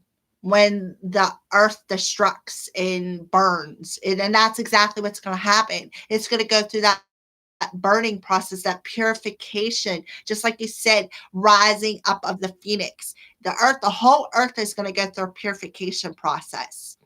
Those of those souls who are not awakened, who are still in the dark, are going to perish. Those of us like you, Tony, and me, and 2 million other people, because you figure 2% of the world, which will be approximately 2 million people, are going to be left to restart that more evolved human, so to speak. That's why I felt that's why there's so many twin flame incarnations, because the twin flames are meant to come together and light that one eternal flame. So you figure if there's a million of us on here, that means that there's 500 and 500,000 and 500,000 humans, which will make a million of us coming together to light the world. And then that other million are going to be part of the restart. They're going to be birthing a new evolved human into existence. And then once that happens, then we're going to have another 1,000 years or so of that evolved humanity. There's going to be a lot of peace. The light and the dark is going to be balanced. There's not going to be that tipping of the darkness where the darkness is going to overrule the light. This is going to be a more balanced and equal energy. I don't care how hard they try, they are never going to get rid of that totally bad gene within us, because we need it to be balanced. We have to be balanced. You can't tip the scale one way or the other. It has to be equal. So I don't care how hard they try, they're never going to get that bad gene out of us. But what they can do is evolve us enough to where we can be equal. There will be no, oh, well, your skin is yellow, or your skin is black, or your skin is this, or, you got a wart on your forehead, or your toes crooked. You know what I mean? I'm just throwing it out there. There's not going to be none of that. They're not going to look at the body. They're going to look at the soul. It's going to be more of an evolved generation. And there's going to be so much peace, so much harmony, so much balance. But you know what? We need that. We need that as humans, because right now the scales are tipped too dark. There's too much darkness in this world. And that's why I'll say the next 7 to 8 years, that's when all this is going to happen. That's when the new evolved humanity is going to start coming in and being born. There's lots and lots of rebirths happening. But that's why there's such a struggle right now with humanity, is because of that darkness. There's just entirely too much. There's not enough. Yeah, way too much dark. Exactly. And, humanity needs to go back into balance. We need to have them scales balanced again, because you got to. You can't have too much dark, because then, or too much light, because then if it's too light, that light can be too blinding. So that's why I say there has to be that equal balance. And right now, there's just way too much darkness on this earth entirely. This is very, very dark age. Um, I don't know. That's my opinion. I mean, not everybody thinks the same way I do, of course, but yeah, that's what I feel. So I also feel that, you know, there's a lot of lessons at hand for everybody when it comes to humanity, because I feel as humans in this particular time frame, there's too many humans that take advantage of Mother Earth. They don't appreciate Mother Earth. Look at all the burnings that has happened. Australia. What was the other one? I think out there in California. Exactly. There isn't no compassion. There is no love for mankind. There's no love for animal kind. There's no love for Mother Earth, the plants, the trees. There's no love whatsoever, right? The poor animals. I mean, think about that. Look at that Australia bushfire that took all them wild animals out. Like that totally broke my heart. Seeing koalas on fire. Really? I'm an empath. I can't handle things like that. I can't watch TV that's destructive like that. It gets the best of me. And what I tell you right now, empath is like, well, I've come to grow to love it. But when I first found out I was empath, I was like, shut this shit off. Now I've learned to deal with it and actually love being an empath because I am more in tune with everything. Yeah, it really was sad. I mean, all the koalas, the sloths, the kangaroos. Like I've seen so many videos where kangaroos were dead and their joeys were still alive inside of them, and people were taking them and rescuing them. Bless their souls for being able to do that. It tears me up. It really does. So that's what I'm saying. Humanity is rough on Mother Earth. Humanity is really ridiculous. They take advantage of everything. They're wiping out the trees. The trees. Yeah, I can't handle any video that pertains to hurting animals. I can't handle any video that pertains to hurting kids. I don't watch the news, period, because it's nothing but bad crap. It's always somebody getting killed, some sort of mass shooting. There's always something, and I just can't watch none of it. Um, it just tears me up. So I'll turn on television just to have some sort of noise in a background because it kind of helps me focus a little bit because my own brain has conversations. Yeah, the news is always negative. Always. I've never seen nothing positive on the news. Nothing. And it's a shame. It really is. So yeah, I'm like highly empathic and it all that crap affects me. So I just avoid it.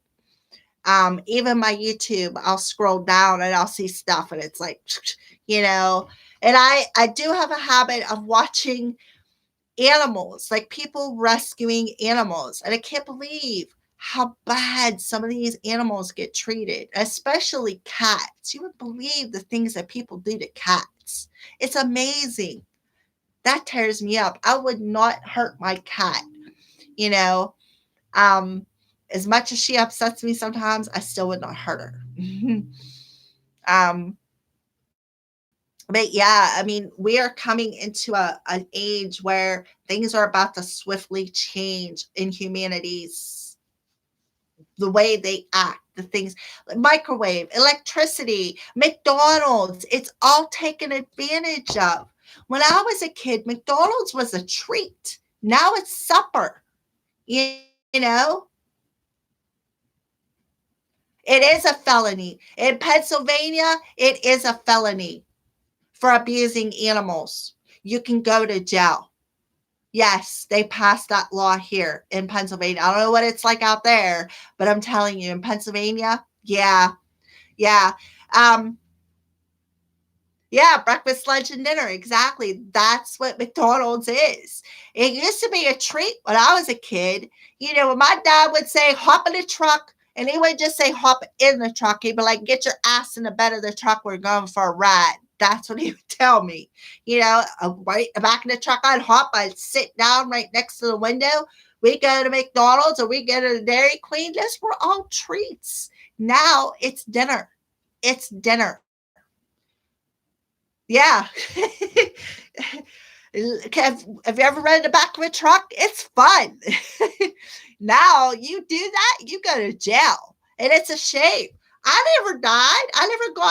I mean, I understand accidents happen, but never killed me.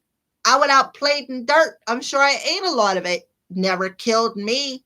You know, there's no imagination. There's too much, right? It is fun. Exactly. We have this up in the mountains because I live on the outskirts of the city, But up in the mountains when I was a kid, we would go camping, and there was this hill. It's called Ticklebelly Hill, and it would come. My dad always drove a stick shift vehicle, so he would throw it in neutral, and the hill would go down like this. It's why it was called Ticklebelly Hill. It felt like you were jumping when he would hit the hills.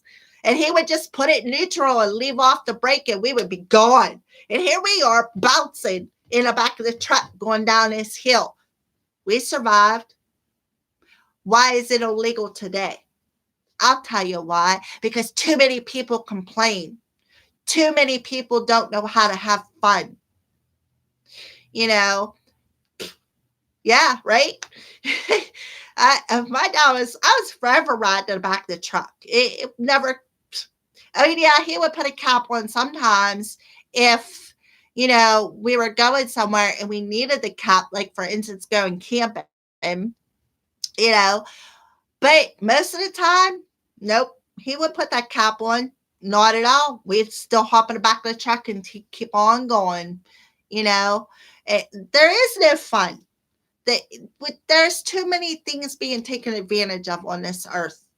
Take away the microwave, take away the internet, take away the cell phones. How would this generation survive? Think about it. You're 40 years old. You've lived a little bit of life. You've gained some wisdom over that. You know, uh, I bet you even remember when we used to have pay phones, a phone booth. Kids younger don't know what a phone booth is. They don't even know what a payphone is. Too much stuff is being taken advantage of. See, yep, me too. Yep, exactly. There was internet back then, but it wasn't nothing big. We didn't need, yeah, a phone booth and pager. I had a pager. There's just life is being taken advantage of. We have too many good things like the microwave, electricity.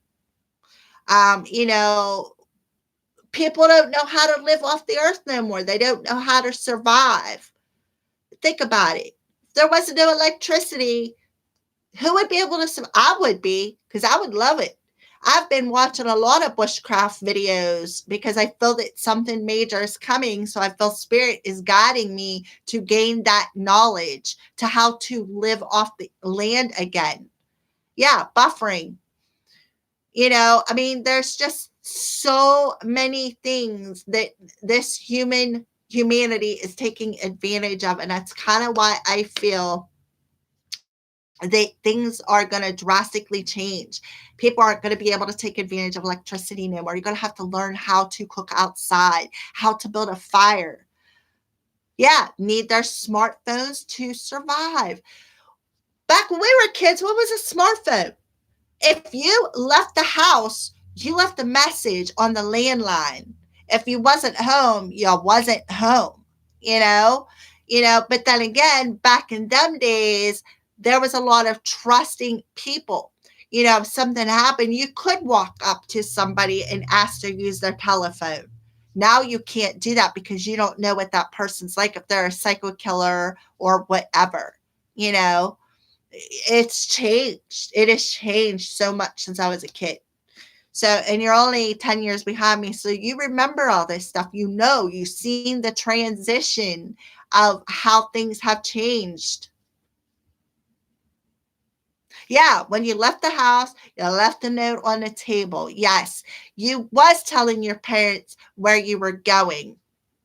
You had to be back by dark or you got grounded. You didn't get grounded from the computer. You got grounded to your room. No television, no phone calls, stuff like that. There's no imagination. There's no structure. And I understand why, because of the high cost of living.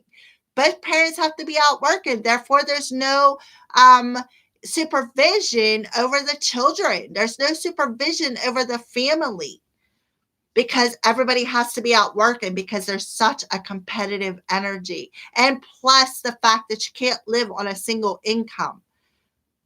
You can't, well, I can because, well, I've worked hard to get where I'm at right now. But in most cases, you can't. Yeah, I'll be riding my well, I would walk. My parents would take me in town because I lived out of town then. It would walk. Hi, DJ Brick. How are you? You're buffering? Is that what you're doing? Your computer? So yeah, I mean, and we told our parents where we were. And if we got in trouble, guess what? We got our asses whooped. And most of the time, not my case, but I do know in certain scenarios where the parents would make the kid go pick the stick. Go get your stick because you're getting your ass whooped because you didn't listen. Discipline. Big mistake taken out. Big mistake. Yeah. Like you said, DJ Brick, back to the Stone Age. And we need to go back there. Yes, right? We got our asses whooped. We got grounded. That's what's wrong with kids today. They don't get disciplined. They took the discipline out of it. You have to have both parents working. There's no supervision. That's why all these young kids are in trouble. Plus, what's video games? What's the number one selling video game? Call of Duty. What's the Call of Duty? Shooting. Let's go shoot somebody. Let's go do it in real life. Let's get our names on television, in the paper. Well, I'm glad to hear that, DJ Brick, that you come in to join us through my rant that me and Tony are having. Yeah, shootings and killings, because that's what they're seeing. They are learning that through them video games. That's where their imagination's going. Instead of, like in my dad's time, they had to go play out in the dirt and use their imagination, which expanded it. They don't do that now. Their imagination lies with video games or cell phones. Social media, big no-no. I like social media. I get on it, but I don't do the drama. Oh my God, that annoys the hell out of me when somebody airs their dirty laundry on my page.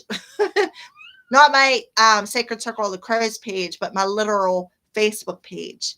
You air your dirty laundry, delete, you're gone. Social media isn't a place to hang out your dirty socks. I'm sorry. Right? Even Stripes agrees. So, DJ, would you like some cards pulled? Yep, I don't do drama either. I quit my last job because of the drama. I couldn't do it. But I also worked with 50 women.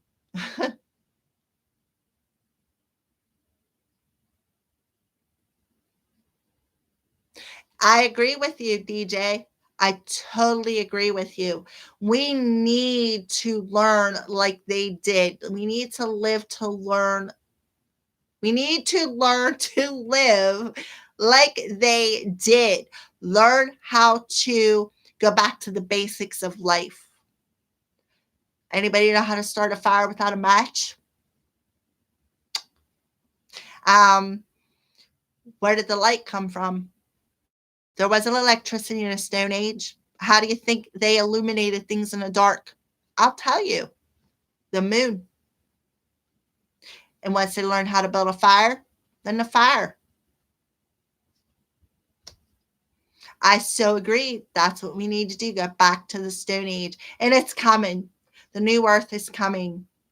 We're going to have to go back to the basics because we're not going to have no choice. We're not going to have electricity. We're not going to have a toilet. We're not going to have a shower. What about all them outhouses? Tony, I don't know if you remember, but when I was a kid, we still had outhouses. We still went to the outhouses, depending on where I was at. I didn't have one where I lived, but when I would go with my parents, they certain places I would go, they still had outhouses. Have a kid go to an outhouse now. I'm sorry. I mean, it is what it is. There's just so much it's about to change. This whole world is going to do a flip-flop. So, Humanity better be ready for it, because those who aren't are going to have a major shock to their system. Yeah, well, I have had to use one. I don't like them because I always thought about something come popping up out of that outhouse and grabbing me by my butt.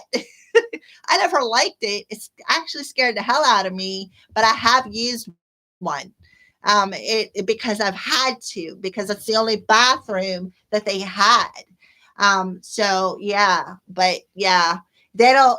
They're not as common anymore. You still can find them, but they're not as common. Like for instance, my karmic, and he is just strictly a karmic. He's not a soulmate or anything. Still has one on his property. He still has an outhouse, and it's usable. So yeah, yeah, it is a little scary. I always thought about something come popping up out of that toilet and grabbing a hold of me in a place I don't want to be grabbed a hold of. you know. So yeah, see, yeah, he really does have one. He has a habit of throwing parties in the summertime. Notorious from May till whenever the snow flies, sometimes even after the snow flies. And it just saves the travel through his house. So he had the outhouse. What is your name? My name is Melody, DJ. So what he did was, like, I think he like redid it up a little bit, like fixed the door and did some little things to make it usable again. I feel that it's been on that farm for, well, that farm's 100 years old, so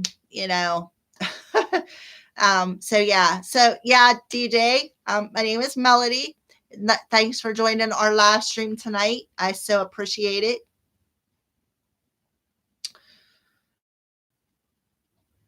I never used that outhouse in his house either, Tony. Nah, I went inside. But I have seen ghosts in his house. He has a family of them. So yeah. So would you like some cards pulled, DJ? I'll find my cup.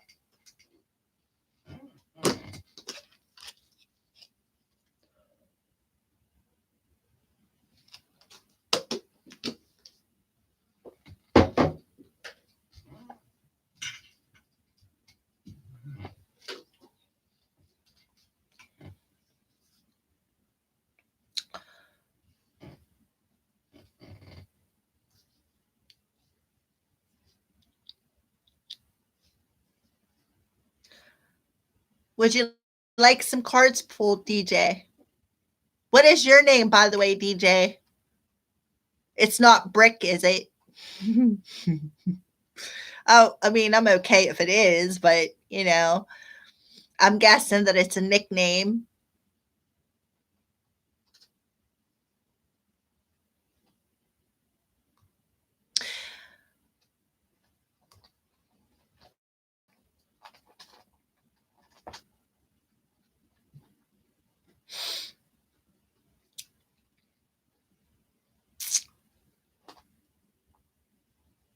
Hi, Yali. I am doing great. How about you? I'm glad that you made it.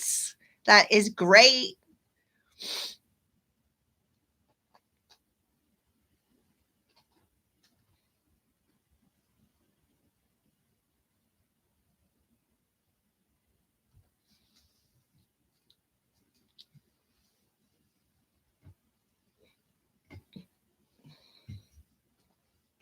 Would you like some cards pulled, Yali?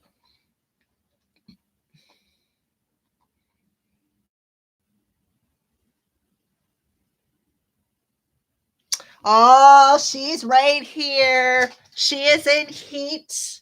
Say hi, Yali. I have many different names. Say hi to Yali. Say hi. DJ, this is Stripes. This is my kitty. You gonna say hi?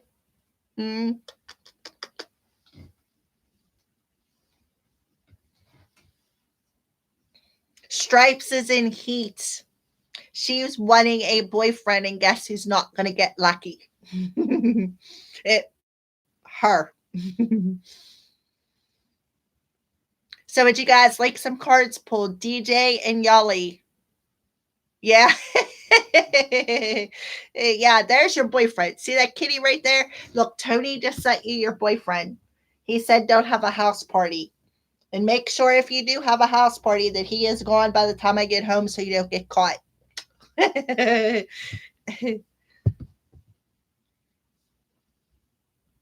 Oh, that's cute. It's a little kitty. Oh, don't with your little freaking tail in the air. Yeah, she's definitely in heat. Full blown. I knew she was coming in because she started yipping last week. I'm like, oh, great. So, yep, there she is, Yali. She's with me all the time. Doesn't matter where I'm at, even if I'm pooping. Just want to know people thought about something. Just pull 3 cards for me. Okay, so DJ. Just want to know people thought about something. Just pulled 3 cards for me. You want 3 cards? It doesn't matter what 3, DJ.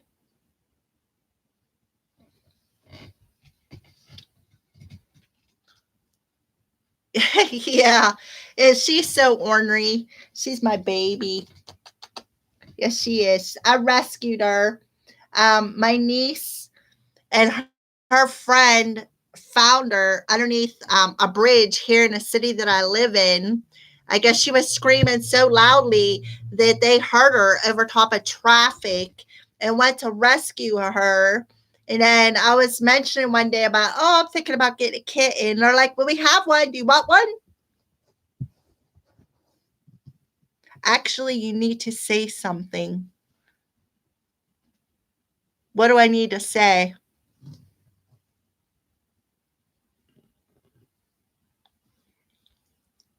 All right. So, do you want some cards pulled then, DJ? Do you want 3 cards pulled? I just want to know people. All right, y'all. So, we're going to go ahead with you until we figure out what DJ is trying to, like, if they want cards pulled. So, what is coming ahead for Yali? What is coming ahead for Yali?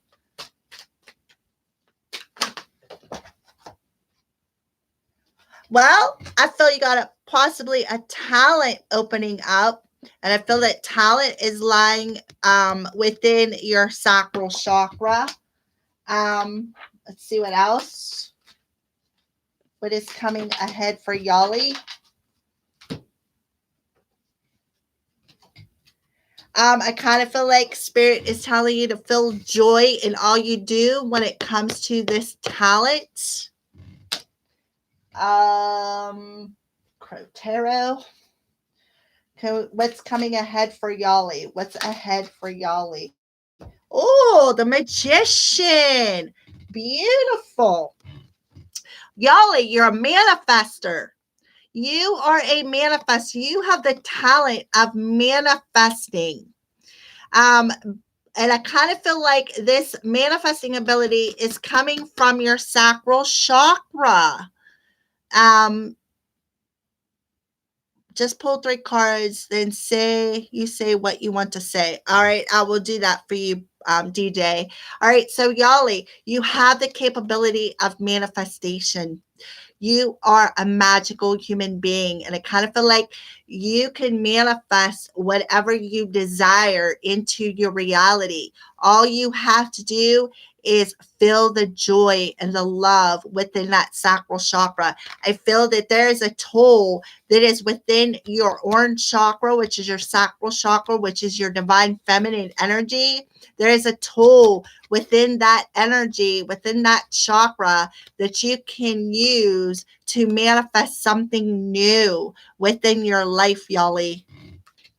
Wow, man, you can't get nothing better than a magician. I'm telling you, other than the lovers, you can get the lovers. That's a little bit better. But yeah, I kind of feel like you've had this talent for many lifetimes. I kind of feel like you have been struggling with it.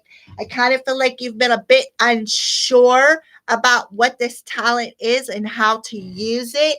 Kind of feel like this is something I felt definitely that you've carried over many lifetimes. I feel at least 10 lifetimes that you've had this. I kind of feel like this talent is in the energy of opening up in this new moon in Pisces. All right.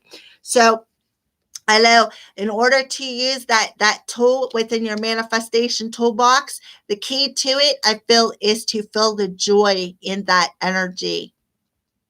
All right, Yali, are you still with me, hun? All right, so let's go ahead.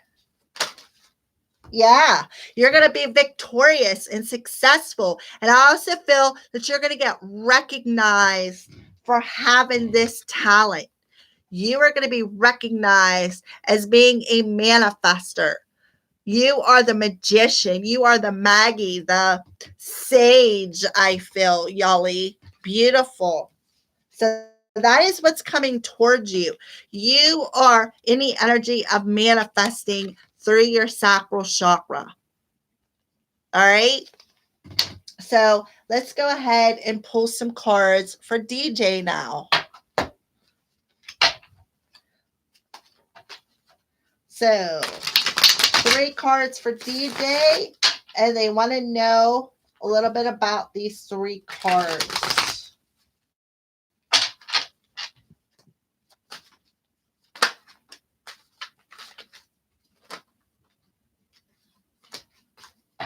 Well, how about 5 cards instead?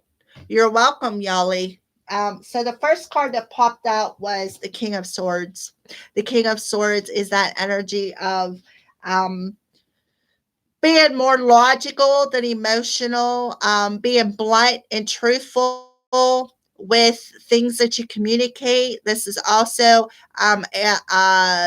Gemini, Libra, Aquarius, if that is your star sign or somebody within your energy that could be an air sign, Gemini, Libra, Aquarius, but it is a masculine energy coming through. I feel that this masculine energy is they are very blunt with their words, very truthful with their words, and very unemotional with how they communicate their words. That's what I feel. All right. And then we have the Page of Pentacles, which is in reverse. And then we have the Fool, which is, well, it's about taking that risk. I kind of feel like, and if you look, the crow, okay, this crow is looking away. Okay, looking away from this Page of Pentacles. So I kind of feel like there could be somebody behind your back that is kind of like being a Debbie Downer. Like I kind of feel like they're trying to how do I want to say this? Like they're trying to deflate your bubble, so to speak. All right. And now we have the Fool.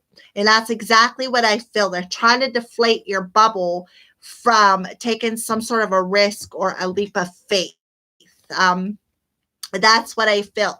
And this person that's the air sign, it's like this person who is deflating the bubble really doesn't see it. They don't acknowledge it. But I do see that it's like they are saying to this King of Swords person, which very well could be you, DJ, look, that's too risky. Don't do it. There's too much of a risk involved in this leap that you're about to take. I just feel like they're trying to bust your bubble. But I kind of feel like you I kind of feel like this might be a little bit of your energy. You're not looking at that. You are not looking at the fact of what is being communicated to you. You're using a more logical approach and you're looking the other way.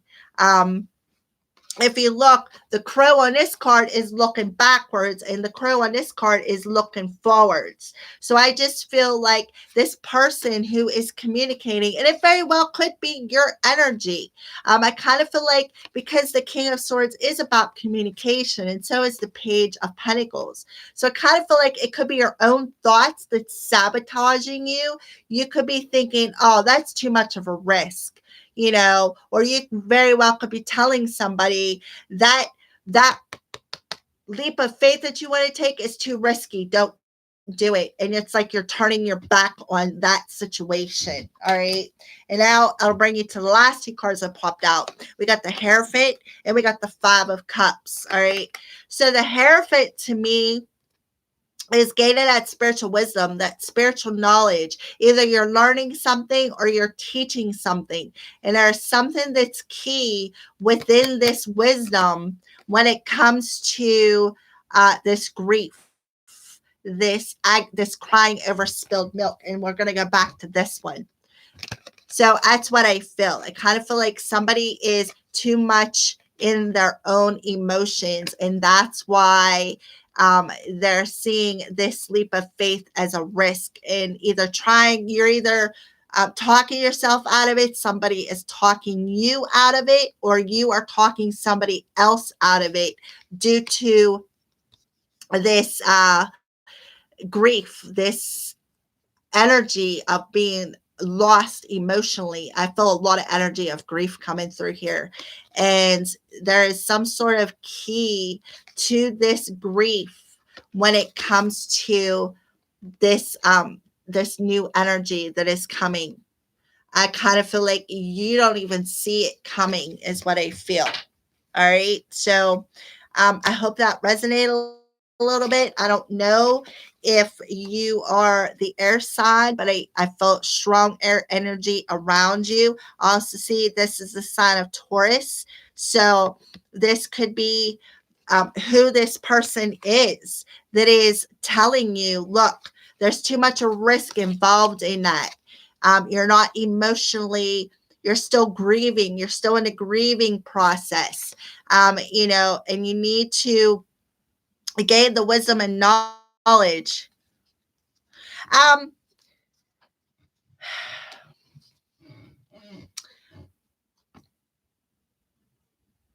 I don't feel that it is you're having a conversation with yourself.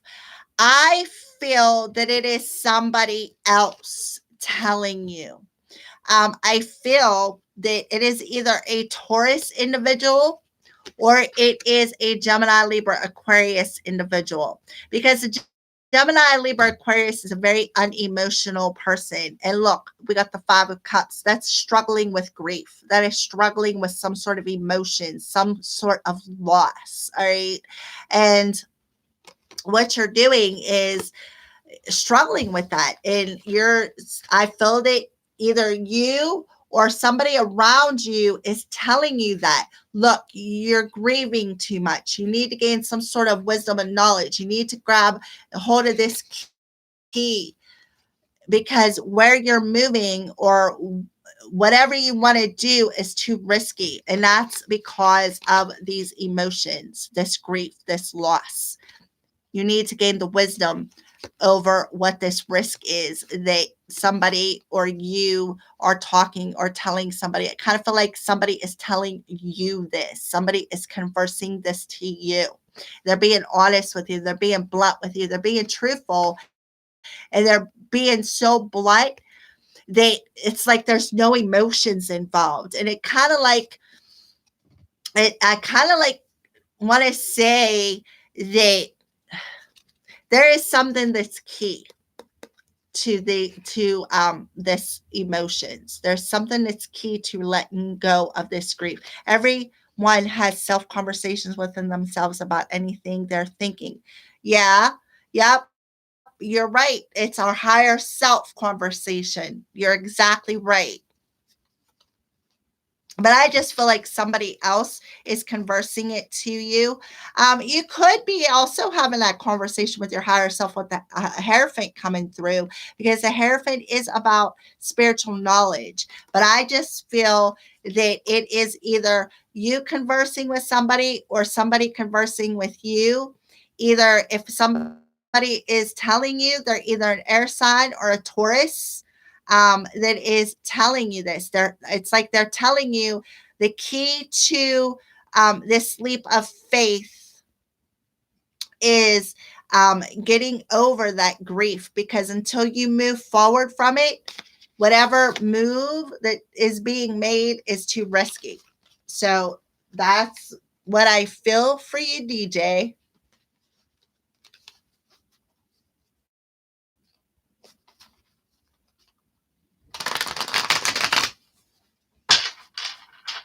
I know you asked for three cards, but Spirit does what they want to. Trust me. I've been here. This little light of mine is going to shine for like 3 days. So, well, about 5, 6 days now.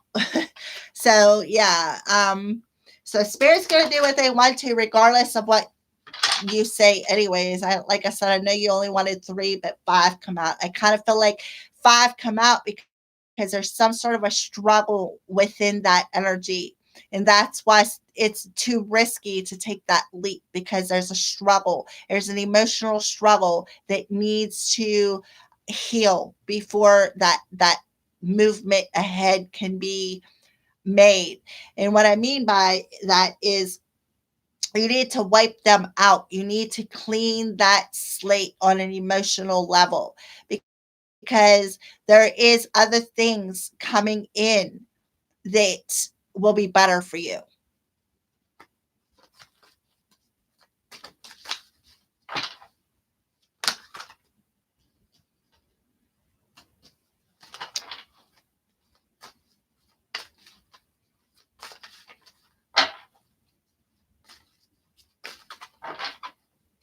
You're welcome, DJ.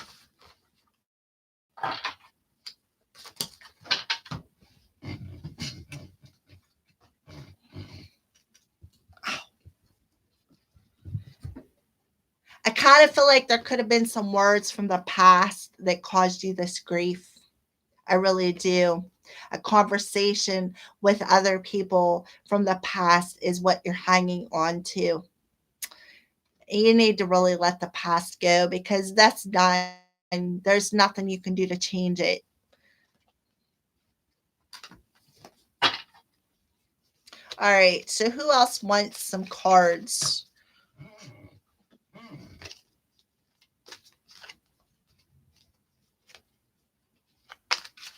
Who else would like some cards?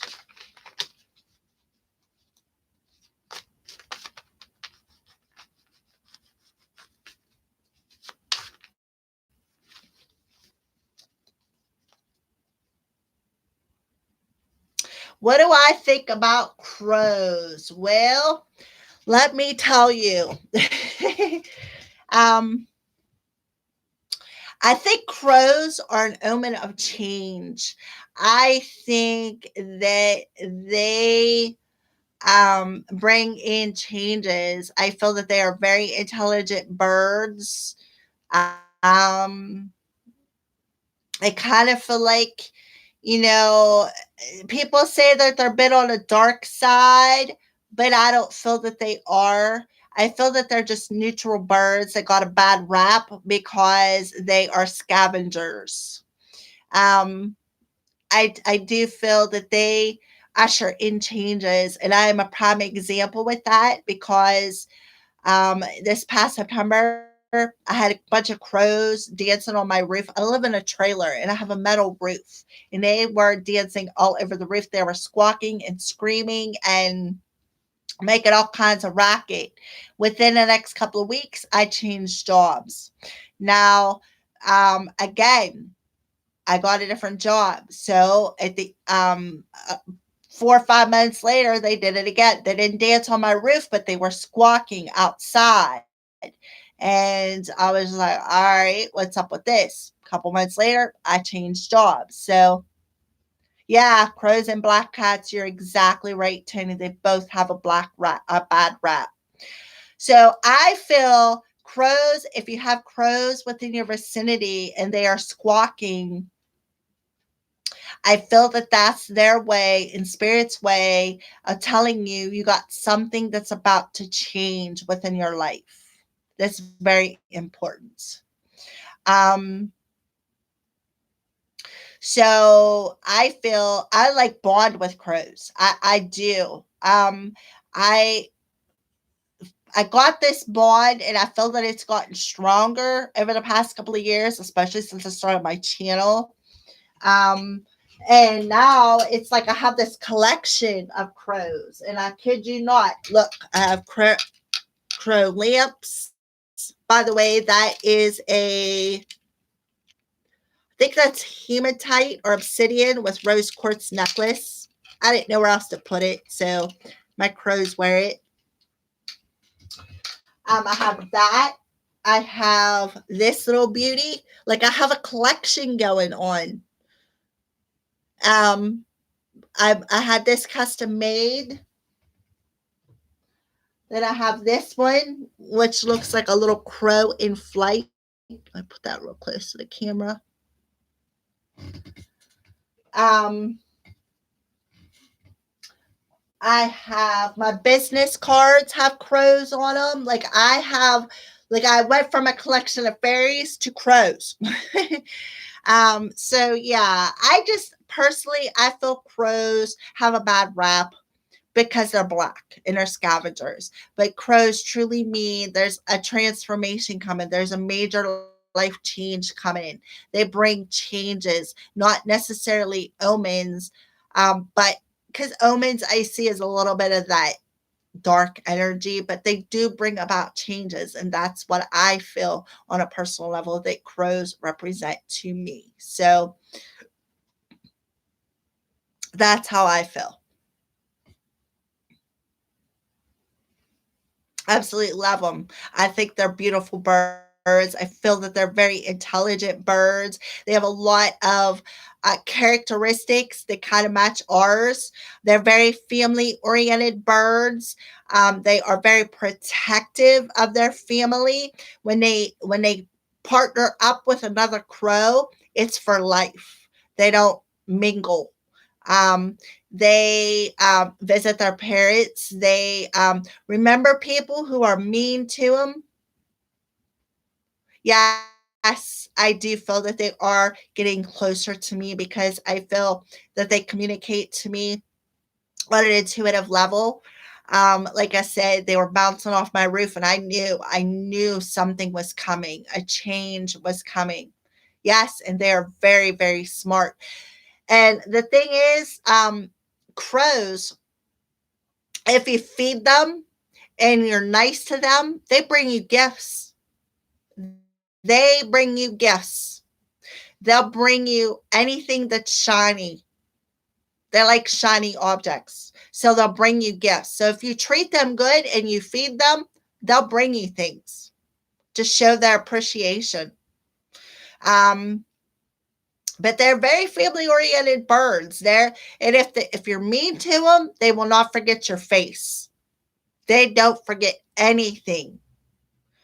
So I recommend if you come across a crow to be nice to them because they'll make your life a living hell if you won't.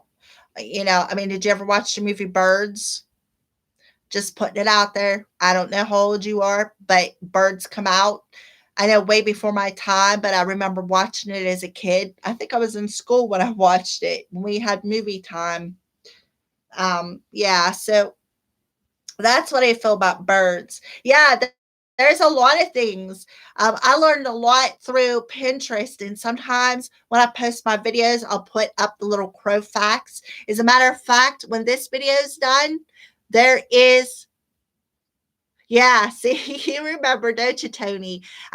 There is the picture on this video that has it says crow facts, and it goes down like there's a whole list of things. So I recommend checking it out after the live stream is done. There's a lot of things on there that are very there's a lot of information. Yeah, it was a good movie. It's like back in the Alfred Hitchcock days. How about Edgar Allan Poe? He's another one that like crows and ravens. So I'm not super familiar with Edgar Allan Poe, but I am a little bit, and I do know that he has some oddball stories or poems. I really don't know what they're called, something along them lines. Yeah,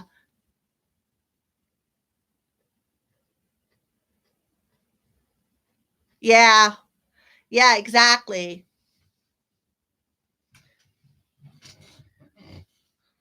Sometimes, yeah, I feed them everything because they're scavengers. Anytime I clean out my refrigerator, most of the time when I clean out my refrigerator, I take it out and put it on a woods line and feed them. Sometimes I think that's why they scream at me because they're like, feed me, mom. But I live by myself, so I don't always have a lot of leftovers because I try to cook for just one. Yeah, see? Bluebirds, yeah, bluebirds are good. I like bluebirds too. Bluebirds and redbirds are a sign of your spirit team being around you.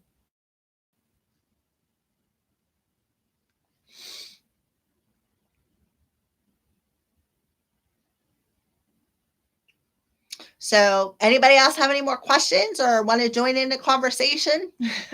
Feel free. I mean, it's in anything goes where, flock, was it birds of a feather flocking together, so to speak.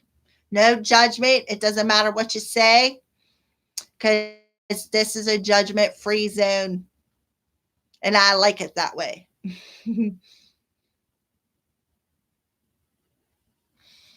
um, well, I've always liked them, but what got me to start investing in learning about them was actually my twin flame because he actually would feed the crows. He is also a single person that lives by himself. So he would have leftovers. And when he would cook, he's like me. You can't cook for just one. It's virtually impossible. Well, you can only eat so much of the same thing for so many days in a row. And eventually you get sick of it. Then you're like, oh, you know. So he would take his leftovers out to feed the crows. So he's like, well, crow this, crow that, crow this. And then we come to this part of our friendship where we were going to do something and he wanted the crow as an emblem. And I'm like, you know what? I'm going to start my own YouTube channel and I'm going to base it on the crows. And that's how I kind of like started on this path.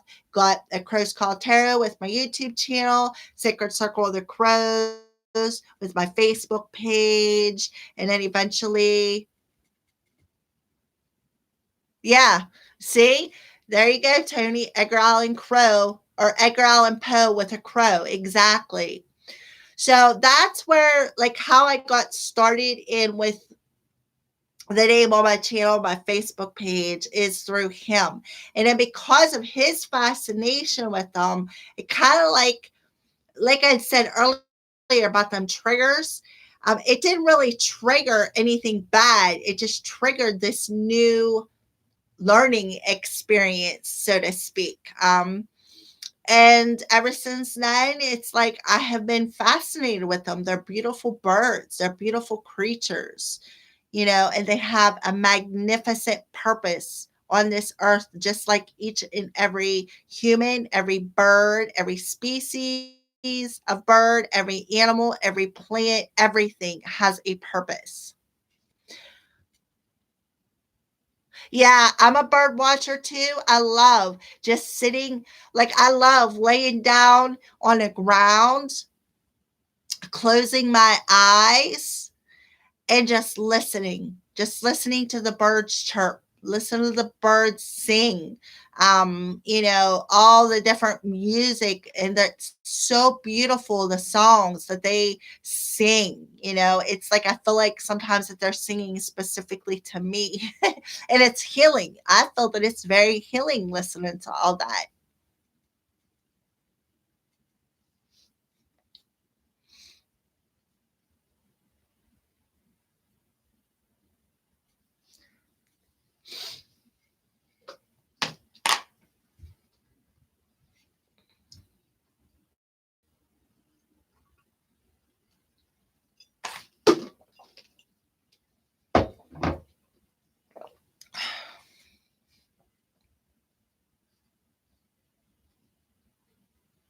Yes.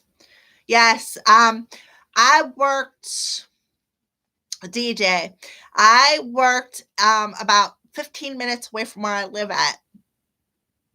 And I worked all morning shift. Like I worked 8 o'clock to 2 o'clock, 8 o'clock to 3 o'clock, sometimes 9 to 2, 9 to 3, 8 to 4. It just depends. But it seemed like in the mornings when I pull into work, they would always be there on the lamppost watching, guiding me. I kind of feel like they would always be watching me. And it'd be kind of, at first it was like, wow, and now it's like I look forward to seeing a crow or hearing them or whatever. They don't, I have a different job now than what I did back then, but now so much I really don't see them because I work overnight 9:45 to 5:45 a.m. I really don't see too much of them, but in the mornings when I get home, or like if I'm still up and I'm out motivated outside, I'll hear them depending on what I have to do. So yeah, I do see them wherever I'm at. I do see that they are there. It's like I feel like they are guiding me. Like they are just as connected to me as I am to them. Um, I feel like sometimes, like if I'd have went outside when I had that flock of them on my roof dancing about, I probably could have sat down and they would have circled me. It kind of was a little freaky because I was just like, wow, this has never happened before. And now it's like, well, the last time that I heard them cawing, which was a few days ago, I really wanted to um go outside. I actually stood there in my yard and was talking back to them. Like we were conversing in their language, of course. But yeah. Have you even you moved across country from city to city? Um, I've never moved across country. I would like to travel, but no, I've never moved across country. I've been in the place I'm at now almost 5 years. And before this place, I was in my last place for 5 years. So I've traveled from county to county, not across country. But I'm sure if I did, that they would probably follow me because we're interconnected, and I am not joking. when when Wing and Bell when Wing and Bell was making this, the crows were watching her. The crow was watching her and guiding her to create this for me. So that tells me too that the connection that I feel with them, they feel back with me. And because the lady who made this is south of me, she like she was being guided by them, and it was because my spirit team, and I felt that they're part of it, was guiding her to create this beautiful piece for me. When you go, there are too many flying around. um no, I don't think there's too many ever flying around. I feel there's just the right amount. Like I kind of feel like I have a family of them here where I live. I feel like I have a whole family of crows. They flock around. So yeah, let me put this like this a little bit so I don't have to sit there with my neck all kinked. So yeah, I do feel that they follow me when I go to work. I feel that they are around me when I'm at home. I feel that we do have this connection because, like I said, when Wing and Bell was making my organite, they were watching over her. She literally sent me pictures like, look, they're watching me. I said, oh, my pet's there. They're really guiding you so that you know what to put in my organite.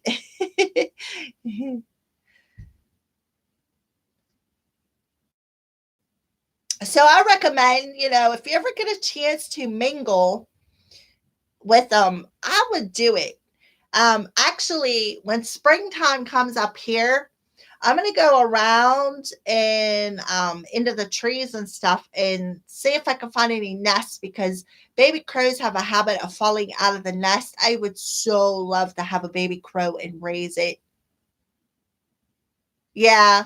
Well, yeah, I get my share of birds too, all kinds of birds. But mostly crows, robins. I got a lot of robins. I do have like some red birds and bluebirds that I see on occasion too, but mostly it's crows.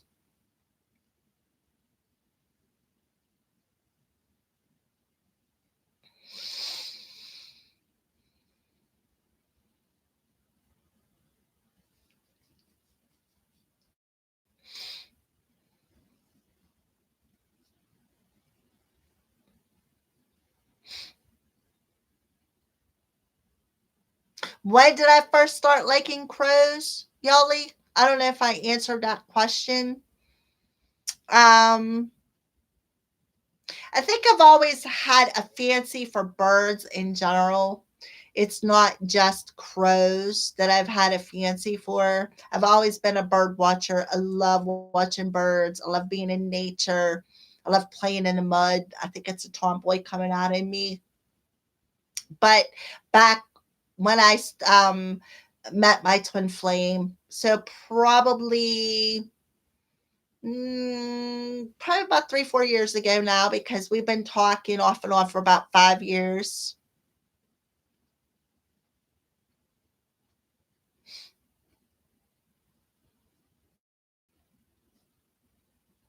Any other questions or cards pulled? Anybody want cards pulled? I see I have some viewers on there.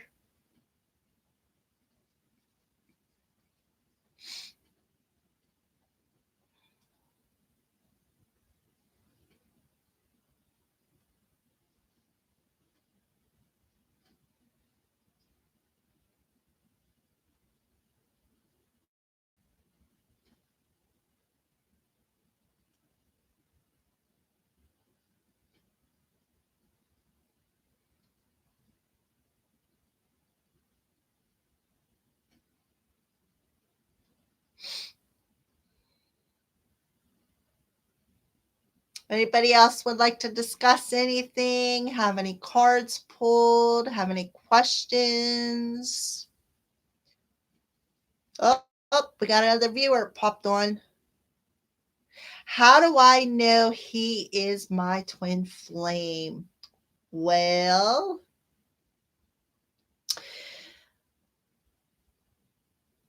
I didn't know at first, whenever we first started talking. Okay. I really had no clue. Okay. I knew there was something special about him. I knew we had some sort of a special connection.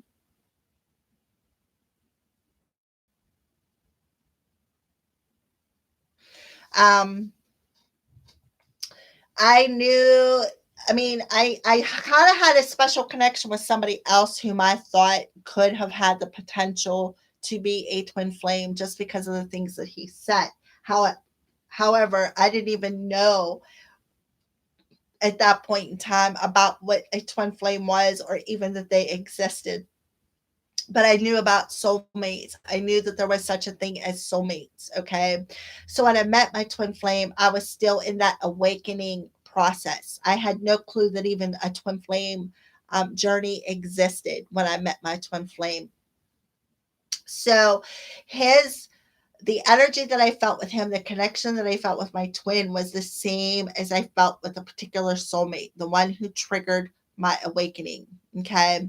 The difference between these two people was the soulmate come into my life to trigger my awakening process. He come in and gave me enough information, enough of a lead to send me down a path. All right. About 4 or 5 years later, after that individual come into my life and left, that's when my twin flame come into my life. And I kind of feel like that same connection as I felt with the other person, which was like, why are you sending me two people with the same connection? The difference, the difference between this connection was what I felt when he would touch my hand or he would touch my skin. It felt like a flame of fire coming up behind his finger. And I was like, well, that's weird. I've never felt that before. So it still didn't click in. And then one day I was surfing the internet. I was doing some information and I come across Twin Flame and what it was all about. And I'm like, oh. It was like I had that aha. So that's what's so special about him.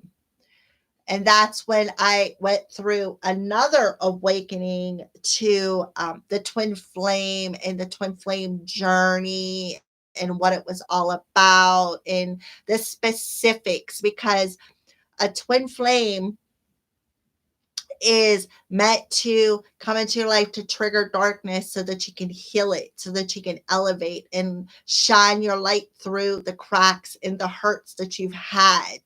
Um, because before all that happens, it's like all that darkness is covering up the cracks and it's not allowing that light to shine out into the world. Okay. So and I've been through a lot. Trust me, this has not been an easy path for me. There's been a lot of challenges, a lot of struggles, a lot of pain, a lot of heartache, um, a lot of emotional blockages. And I'm talking blockages, like our emotional clots, so to speak. And I did a lot of research. I did a lot of research that awakened me to that connection and why there were so many challenges and what he come into my life, the purpose for him coming into my life was, and all that. And now on this day, I can actually be honest with you and tell you that I am very thankful that I am on this journey with him, because I have been through so much. There's so much damage that has happened to me throughout my lifetime on an emotional level that before he came in, I would have never been open to a partnership. I'd have never been open. I would have refused it right off the bat because of all the blockages. But because he come in and he did all this triggering within me and helped me to release it, it helped me to tap into who I was. He gave me the courage to be able to read for other people, like be able to do this for you as a collective. He gave me the courage to step outside the box that I was in, to become emotionally stable, to raise my self esteem, all that. And, to overcome all of these challenges. Now, because I've already went through my awakening, I'm like 12 steps ahead of him.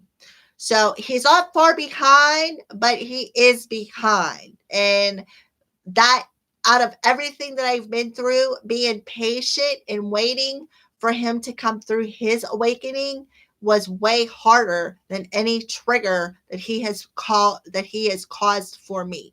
That patience is the hardest thing to do. So I hope that answered your question. So that's how I know the difference in the touch, the way I looked at him, everything was different than anything I've ever experienced before. Okay, so DJ, um, yeah, exactly, totally. DJ, you're right. Not all things on the internet you can trust, even your own social media. I agree 100%. But I am a very, very intuitive person. I have the best willpower, I think, that you could ever have. This inner strength that I can call upon to get my answers is amazing. Like it's like made of steel, I swear. And I've even been told that, Mel, you have the greatest willpower I've ever seen. And I'm like, I'm glad you think so. you know. So yeah, you're right. Not everything you read on the internet you can trust, but when you can literally hear what spirit is telling you and where you are being guided, that's what you got to trust. You don't have to trust what you read. You got to trust what you feel. You got to trust what you hear from that still small voice within you. So, when spirit led me to that information, I had no choice but to get that aha moment, like, aha. So that's why. Aha, that's what it's meant to do. You know, um, aha, that's the difference between a regular soulmate, a twin flame soulmate, and a karmic person. Now, karmics can be soulmates as well. However, on my journey, my karmic is not my soulmate. He is just a karmic. So he's from a different soul tribe.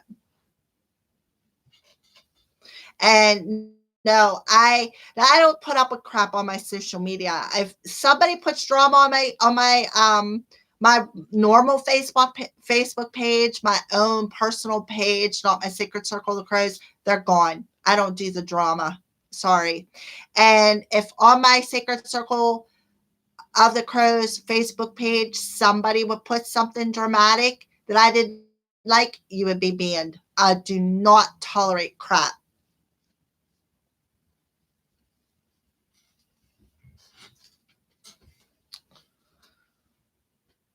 So, anybody else have any questions about the journey, about my twin flame journey, crows, whatever you want to ask? This is, like I said, an open energy. This is an open conversation where you will not be judged, regardless of what your question is. I do not care. Anybody have any more questions or would like some cards pulled?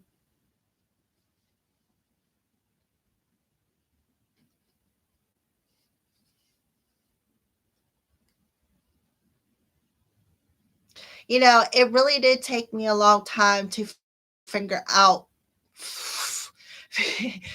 figure out the difference between um yeah, actually I have two Facebook pages. I have my Melody Signs Facebook page and I have my Sacred Circle of the Crows Facebook page. So I actually have two. Um yeah. Um but I do have more with my typical name that I've gotten rid of because I forgot the password, so I can't get in them. But it's all right because I'm happy with the one that I have now. It's a no tolerance to drama page. I don't have tolerance for it. I really don't.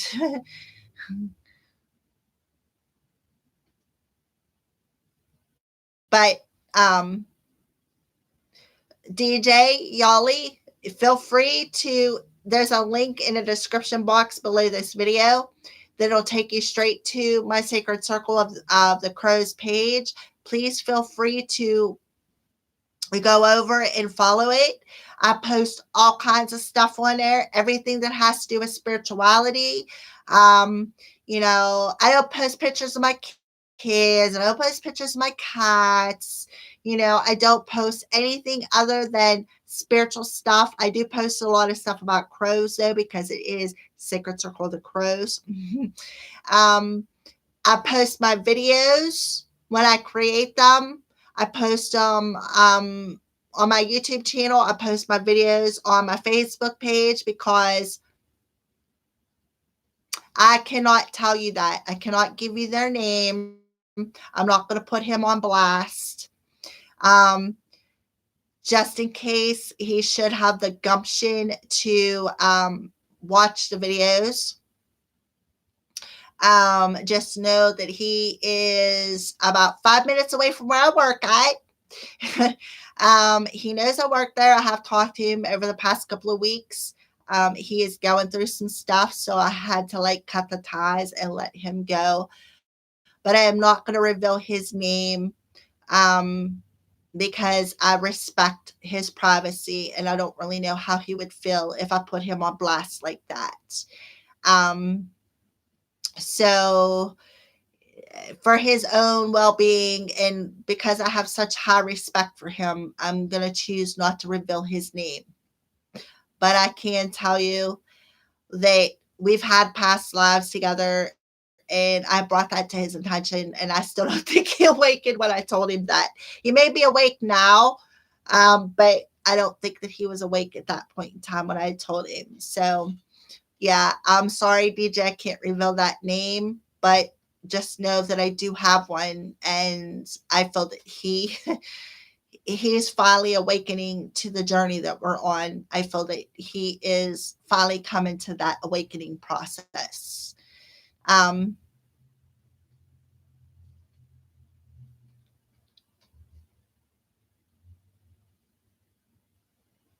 yeah, yeah. See, wing and bow. Yep. Um, Yeah, I have a lot of social pages. When it comes to Facebook, I have like three or four, but I only use one right now, and that's the one that's attached to my Sacred Circle of the Crows. So again, go over, follow it, like it. I'm always posting stuff on there. I try to keep up with it. There's times where, like yesterday I slept all day and I slept all night because I was up for 2 days because I worked night shift and I worked one night shift and I had a bunch of stuff to do all that day. So I didn't really get a chance to sleep. Went to work that night and then I was up all that night and up half the morning yesterday. So when I crashed hard. When I woke up, I was still tired. So I really didn't do too much yesterday. But there is times when, like I said, when I do my videos, I will post my videos from YouTube on my Facebook page because I have one particular best friend on there whom I've known for 10 years, who is a faithful follower. She watches my videos, and that's the only way that she can get to them is through Facebook. So, and plus, there's other people like Cher from Wing and Bell who'll watch it, the lady who created my sphere, and there's other people too. So, yeah, Wing and Bell, the video. Yeah, see, I told you I posted a little mini video giving a credit to Cher for creating that. Um, I think there's a spirit behind me. For some reason, I just kind of like see this energy flow. I don't know. It looks like a ball of energy. I don't know if you guys can see it, but it's like, it looks like it's above my head, but in that, like at the top of the door frame here, for some reason, I just look like I seen a ball of energy. Have I met him? Yes. I have known my twin flame for, let me see, 90, about 23 years. I actually worked with him. Um, we worked together. Back whenever I was getting a divorce, I was in separation from my ex husband, and we were in the process of getting a divorce. And I went and got this job. I ended up working with him for a couple of months, and then Spirit pulled me out of there and put me somewhere else. It was the first time I met him, and I knew then that there was something special about him, but I couldn't put my finger on it because I was still in the darkness. I wasn't awakened to who I was, and this path and all that, yada yada yada. I did have visions then, but I never really talked to anybody about it, because nobody ever believed me. And then I would always had premonition dreams all of my life. So yeah, I have met him. And then about, let me see, about 10 years after I worked with him, um, no, wait a minute. About 12 years after I worked with him, I bumped into him again at the bar. And I looked at him and I'm like, I know you from somewhere. Where do I know you from? I was thinking that. I didn't say it to him, but I was thinking that, like, where do I know you from? And then, like, we parted ways, like, you know what I mean? We crossed paths again, and then our paths separated again. And then I had a job bartending, and I bumped into him again. I was just like, why do I keep bumping into this person? And then that's when the ball started rolling on who he was. And like, that's when I was like, okay, there's this connection here. What's going on? Why am I feeling this? Why do I feel that flame of fire going up my arm or on my hand when he touches me? And that started that curiosity.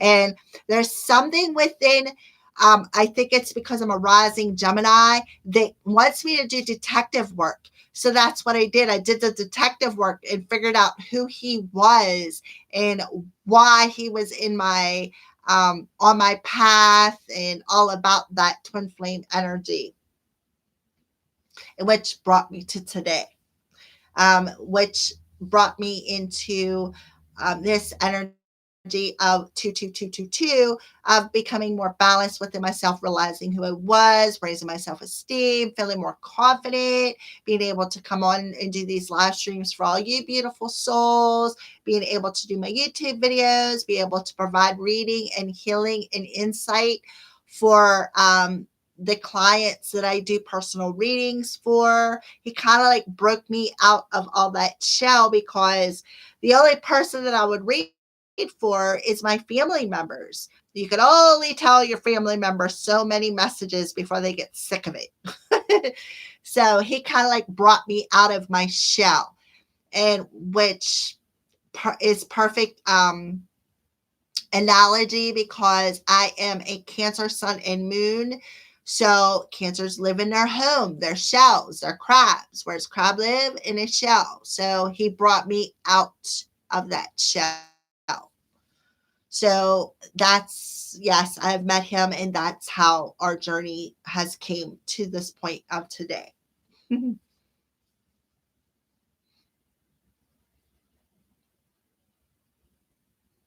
There is such a major difference between relationships too, when it comes to that twin flame path, that twin flame journey. It's a very hard journey. It's so hard. There's lots of struggles, lots of challenges, not just for me, but for anybody who is on a twin flame journey. It's hard. I was ready to give up many times, um, because of all the challenges, because of all the hurt. But somehow I ended up pulling myself through it, because, again, I have a strong will. I was built of steel, apparently. So, yeah, any other questions?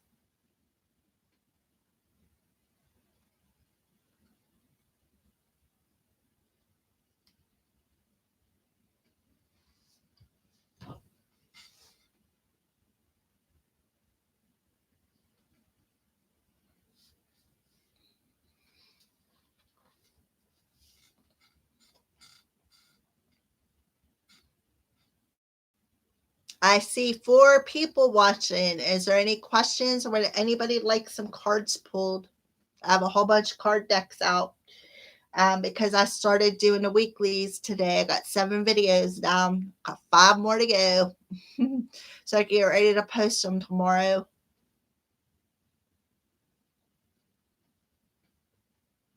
Anybody have any other questions, insight, something you want to know about the journey?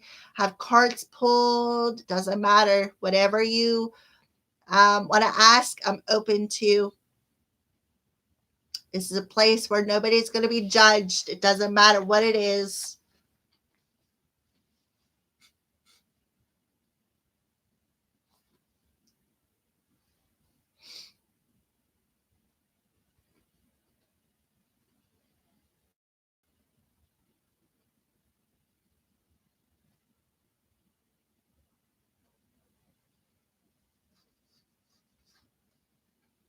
Any other questions?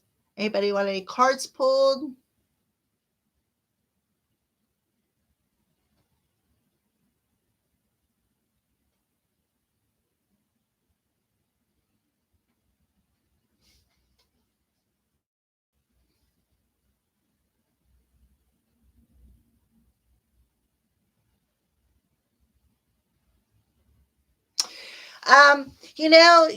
You're bringing up something that is kind of important when it comes to this journey. All right. And you're talking about people labeling things. All right. So we're going to talk a little bit about the labels when it comes to relationships. All right. So, yeah, everybody that labels a connection wants to label it twin flame. But at the end of the day, it is just simply a soulmate connection with a specific label. So, why I'm labeling my specific journey a twin flame is because it is a twin flame. It is 100% a twin flame journey. It's not necessarily, it's a lot of struggle. It's a lot of challenges. But yeah, it at the end of the day, who cares what the label really is, as long as the connection is there. The connection within a soulmate is such a higher calling. So if you are on a twin flame journey, you'll know it. But there's so much of the collective out there who does label just a simple connection. They put that, they're automatically wanting to lick that stamp and put that label on that specific journey. Okay. But in all actuality, there's such a major difference between a karmic soulmate, a soulmate, and a twin flame soulmate. Okay. There's such a major difference. Karmic soulmate or karmic label is um is somebody who triggers you too, but it doesn't necessarily mean that you guys are meant to be. A karmic label is a label of, whenever you're in a relationship and this person triggers so many things for you. They karmics do the same thing, kind of sort of a twin flame does, except for they're just a karmic energy. It's all about karma. Like what you put out there, you get back energy. Okay. So, you know, yes, I have a karmic. Yes. He's on in my energy now. He could be viewing the video though. I kind of feel like I always have that one person. As soon as I turn on the video, they're there. They don't ever say anything, but they're there. And I think it's my karmic. And I think that's why I have that one person. um, so a karmic label is that one person who comes in to trigger.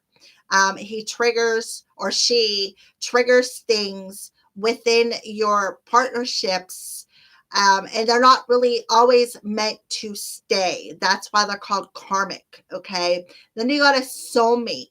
A soulmate label is somebody that you meet that is part of your soul family or your soul tribe. And then you got the twin flame, who is a part of your soul. They're the polar opposite of your soul. So the key to labeling these journeys is knowing the difference between them. And I find that a lot of the collective out there, as soon as they have a connection with somebody, they want to put that label on it. They want to lick that label and stamp it right to that relationship without actually gaining the knowledge of exactly what kind of a relationship it is. And I feel that a lot of collective label a twin flame partnership a twin flame connection because of all the triggering, when it truly could be just a karmic energy. Because sometimes that karmic relationship will do the same triggering within you that twin flame does. But the total difference is a karmic has nothing to do with your uh, path. Like they're meant to come in to walk with you for a brief amount of time, and then they're meant to go their own way. That's like that karmic energy, things that are being repeated. So karma is about what you put out there, you get back until you are able to peel that label off and walk freely of that energy. Um, So I just feel that sometimes labeling something on a specific journey can be overrated unless you truly know, like I do. I truly know that I am on a twin flame journey, and I know who is my karmic, who is my karmic soulmate. Yes, I have one. He's a soulmate, but he's a karmic soulmate. He come in, he triggered my awakening, and then he moved on. Is he due to come back? Yes, he's going to come back, but we're going to just remain friends. I do not want a relationship. We're not meant to be in a relationship in this lifetime. Okay. So I have a karmic who is not a soulmate. I have a karmic who is a soulmate, and I have a twin flame soulmate. So I know all the differences, and I am able to stamp that label on that particular relationship because of the wisdom and the growth that I have. So, yes, people do label specific relationships twin flame because of the connection that you feel. And just like I explained to somebody earlier in the video about that obsessive energy, there's a difference between um, there's a difference between that obsessive connection and an actual soul connection. And gaining that wisdom and knowledge before you paste that label, it should really happen. However, for the majority of the collective, it doesn't. There's such an obsessive energy of labeling everybody that comes into your life as a twin flame, and it is wrong. Okay, I'm not saying that if somebody out there is on a twin flame journey and they're labeling that they're wrong. I'm just saying there is a majority of people who are obsessed with that label, obsessed with labeling a specific connection, obsessed with, oh, that's my twin flame, so we're meant to be together. Why aren't we together? What is going on? Whenever you start all them questions, then you need to question that. You need to do the research that spirit is trying to get you to face. That is somebody who is not awakened to the wisdom and the knowledge about their journey. Okay. So I just feel like there's too much labeling and not enough wisdom.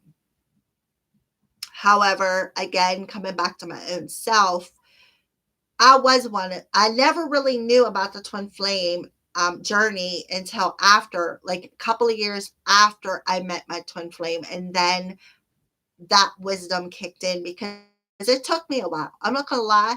I'm a fast learner, but I got a blockhead. It takes a minute to penetrate into that freaking thick skull of mine. I'm a very stubborn individual. Um,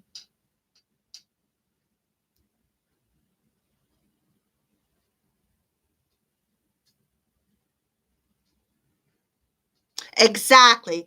Exactly, DJ. I couldn't have put it better myself. True or false interpretations about that thing, just as what they want. Right. That's what everybody is searching for, is a twin flame connection. And what they don't understand is what they are wishing for is a big giant challenge. There are so many challenges that come with that journey. Not everybody can handle it. That's why not everybody is on that specific journey. Do I believe that there is soulmates? And I feel that there could be a lot of labels with soulmates. Yes, I do feel that a lot of times when we're incarnated down here as humans, there is very specific times where us as humans do meet up with our soulmate family, and spirit designs their paths to come into union with that person. But that person does not mean that it is a twin flame. It could mean specifically just a soulmate, just like the one who triggered my awakening. He is part of my soul family. We already know that. I knew that there was something special about him from the connection that we had and what he was meant to do. We wasn't meant to be together. That's because I am on a twin flame journey, and there was somebody else for me, and he knew that. He told me that. And that labeling aspect is what gets people in trouble, because they're too busy jumping to that label instead of gaining the wisdom and the knowledge about the path of each one of them journeys. So I couldn't but said that better myself, DJ. Exactly what you said. It's about labeling the information that they want. They want that twin flame journey. And I'm telling you, you're gonna want something that you're not meant to have if you're wanting. It's like that energy of being careful what you wish for, because just because you have a connection with somebody it doesn't mean you need to label it anything. A connection is just a connection, regardless of what kind of a connection it is. And I'm going to tell you, I'm going to be totally honest with you. At some point in time, not right now, I was in love with my karmic. I gave him a piece of my heart. Right now, I do not love him. I'm not in love with him because I realized what he was and why he was coming into my life. Okay. So that's the label without the wisdom. Like I said, you're licking that label and you're stamping it to something without gaining the wisdom and the knowledge of exactly why that person is on your path. And that wisdom and knowledge is going to come through research. It's going to come through spirit guiding you by listening to that still small voice within your soul and listening to the wisdom that they are telling you about whatever that relationship is, or where they are guiding you, or the reason why this person come on your path to begin with. It could be to learn a karmic lesson. It could be for, in my case, with the karmic soulmate, he was the one who triggered my awakening. He's the one who told me I was empath. He was the one who, you know, told me a little bit about my journey and what I was here for. He didn't give me all the information, but he gave me enough to push me on that avenue of research. And, you can't learn nothing if you don't look for it. If you don't read the book, you're not going to learn anything. And that's what I have to say about that label. You can't label something that you know nothing about. You got to gain the wisdom and the knowledge about what is going on. And I did that. That's why I am able to label the karmic, the soulmate, the twin flame, the whatever. That's why I'm able to label it, because I did the research, I gained that knowledge, and now I learned a lot of lessons. Trust me, way more than probably what I needed, but that's because of the choices that I made, and that brought me to the position in the situation I am in today. I am single. I am happy. I am fulfilled within myself. I got everything I need. I don't have everything I want, but I have everything I need. And that's where the gratitude needs to come in. You don't need a relationship to be happy as long as you're happy within yourself. Okay. So I hope that kind of helped out your question a little bit. I know I veered off a little bit, but that's that detective coming out in me. That twin energy, because I am an ascending Gemini. So Geminis are twins.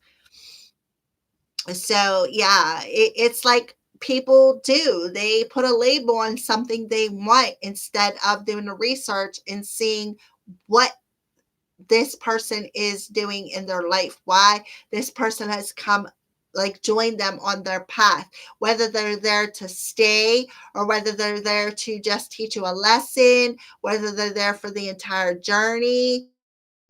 It's they're just too quick to label it. They're too quick to stamp it with that label. And I totally agree. It's because too many people want that journey. They want that twin flame. And what they're failing to realize is with a twin flame journey comes a lot of challenges, a lot of heartache, a lot of growing, a lot of expanding, a lot of triggers, separation, a lot of time apart, wondering what is going on. Like, I sat after I met my twin flame and realized what he was going. I sat and waited and waited and waited for years for this person to come to his senses. I don't wait no more. I don't care. My life goes on regardless of whether he awakens or he doesn't. And that's the mentality level that I am at. If he's meant to come back, the divine will bring him back when the time is right. If he never heals or does whatever he needs to do and decides he doesn't want to come back, I'm fine with that as well because I am secure within myself moving forward. I know who I am. I know what I'm meant to do. Not totally, but I'm being guided. You can't know everything. If you knew all the answers, what fun would that be? You wouldn't want to work to do the work. You wouldn't want to, learn the lessons.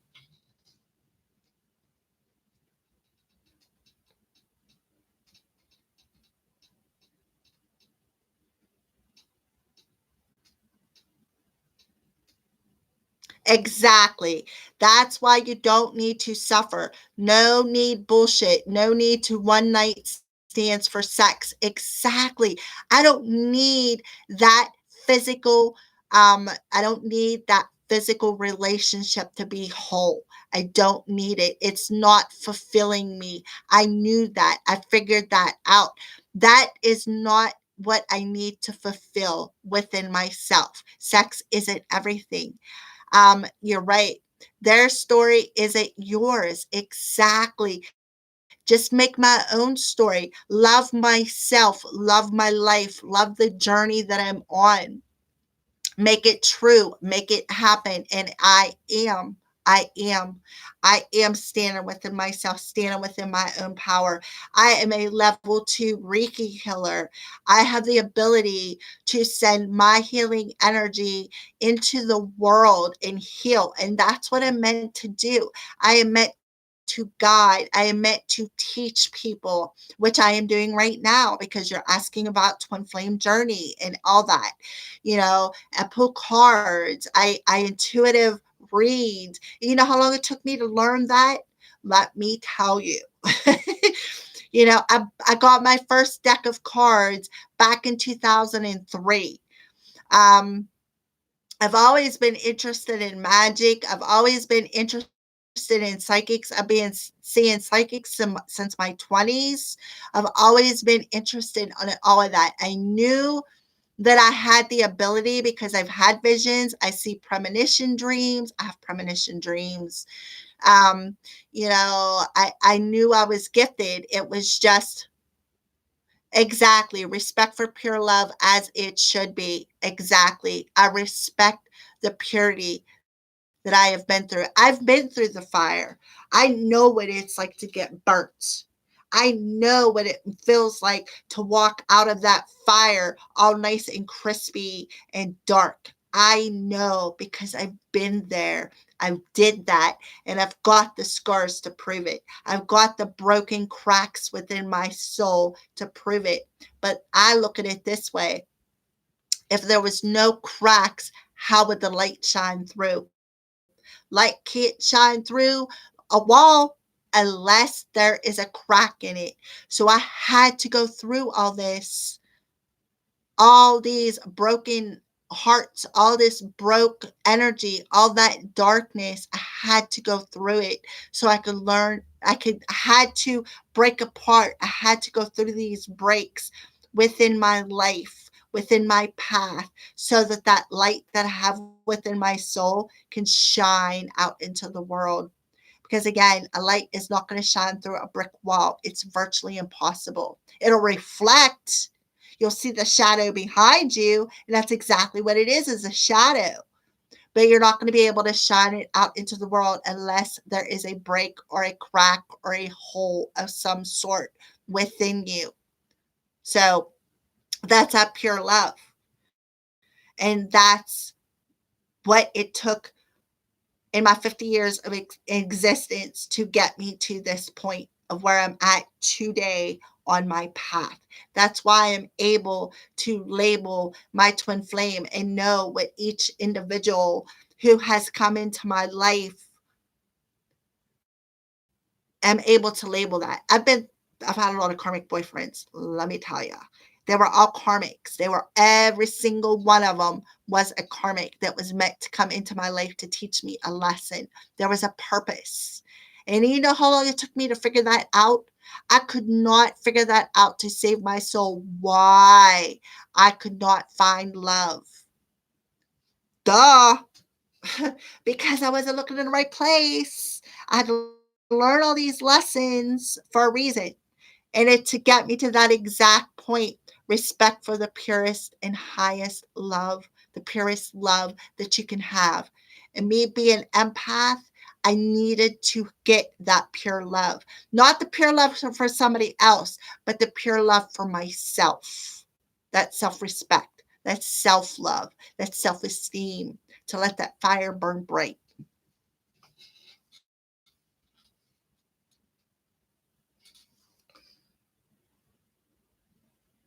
Everybody should have the purest of love.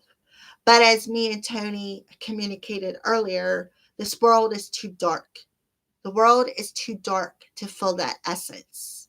And I kind of feel like that's why there is such a big demand in this generation of twin flame connections, because I kind of feel like the twin flames are incarnated in a traditional twin flame journey. Before this generation, both twins did not come down incarnated at the same time. Usually one twin come down and the other one would stay in the spirit realm to guide their twin flame. This is the only generation that I know of where there's so many twin souls incarnated on the earth. But that's because there's such a high calling for end times. So traditionally, that's what twin flames were about. One come down, the other one stayed above and guided. Now there's like, it's so out of whack. But that's what I've learned. I've learned so much. And that is part of my learning process. And anybody who's on a twin flame journey is going to go through the same thing. The more you resist it, the more you're going to get pushed through it. So you're better off just rolling with the flow of it, facing what you got to face, and just keep moving forward, because there's no way that spirit's going to let you go backwards. And if you do, they're just going to flip you around and turn you around, do a 160, turn you around, kick you in your butt, and push you forward anyway. So there's no use resisting it.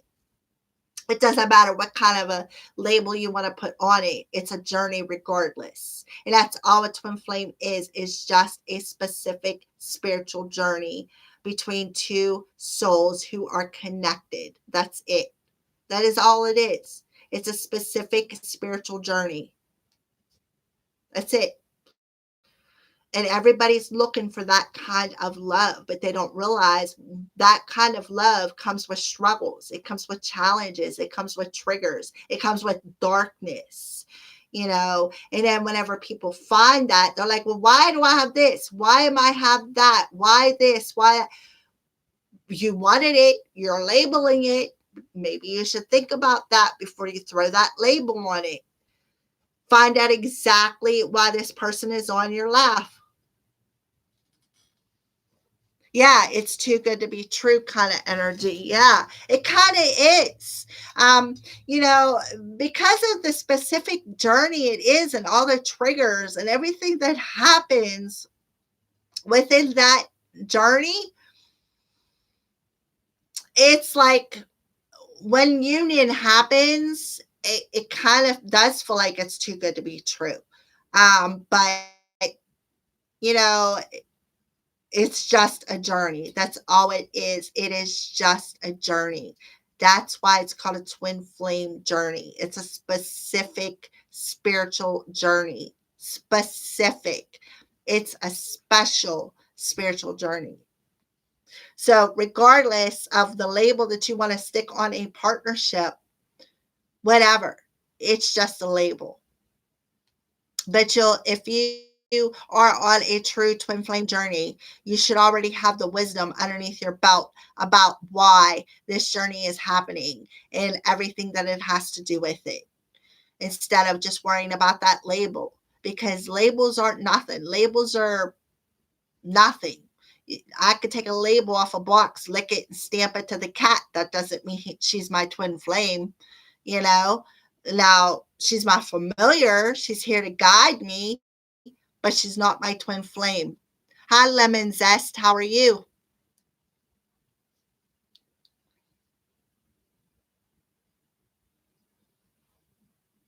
I'm glad that you agree. That is awesome. Would you like some cards pulled, Lemon Zest?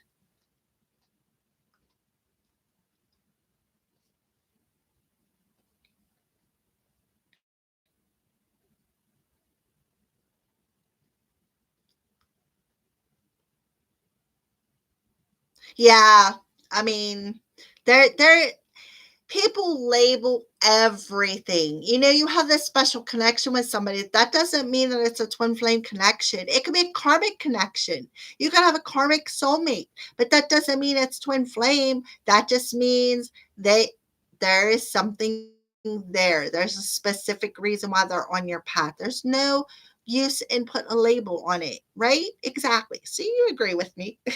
What would you like to know about love, general? I have all kinds of cards out. I can pull some Crow Tarot. I can pull some messages from your guides. I can pull love messages. What do you want to know about, Lemon? Love? Yeah, most people do. So I got the Romance Angels out. I got the Twin Flame Tarot, a Twin Flame Oracle. All right, so let's see. Lemon Zest. What's some messages, Spirit, that you have for Lemon Zest?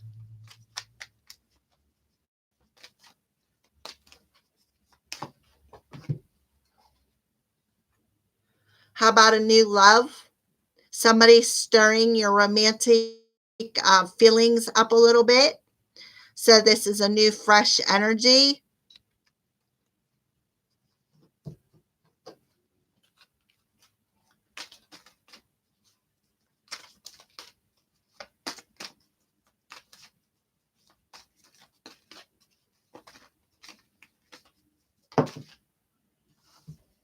I also have the energy of codependent.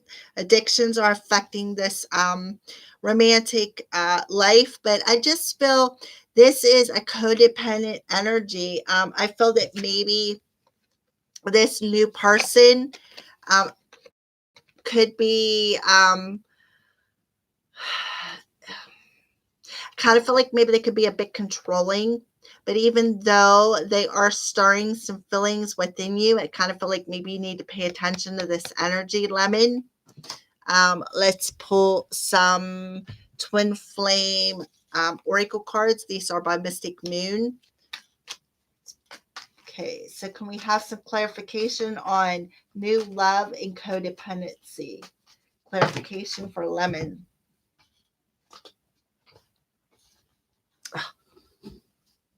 Cards are freaking everywhere. All right, so these two cards popped up. So we'll discuss these first. Remember, I said there is a codependent. Okay, there is a codependent energy. Okay, within this new love. And this codependent energy is we got shadow work and dark night of the soul. So I kind of feel like there could be very well some sort of an addiction that this person is going through. Um,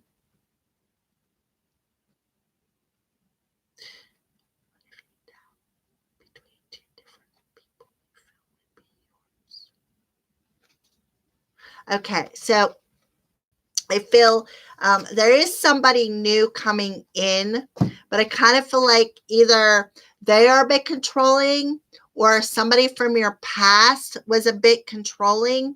And I kind of feel like, that they're doing some shadow work. They're going through that dark night of the soul and facing the shadows of codependency. Perhaps they are. Are you guys seeing that? I got truth chills. Hello. There's somebody standing in between me and the screen.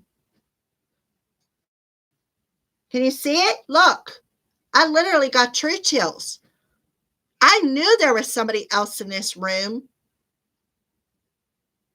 Yeah, exactly. Somebody is standing in between me and the screen.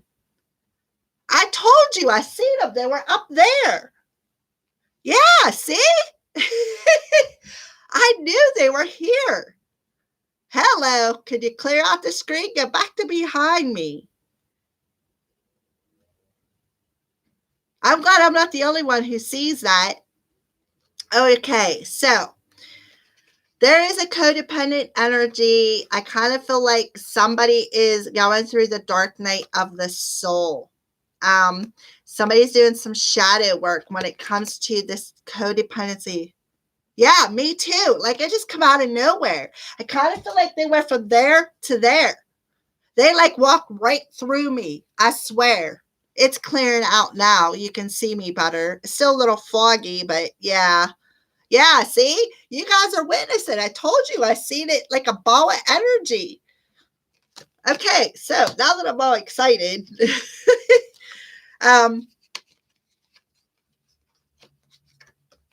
I kind of feel like with this new love card, okay,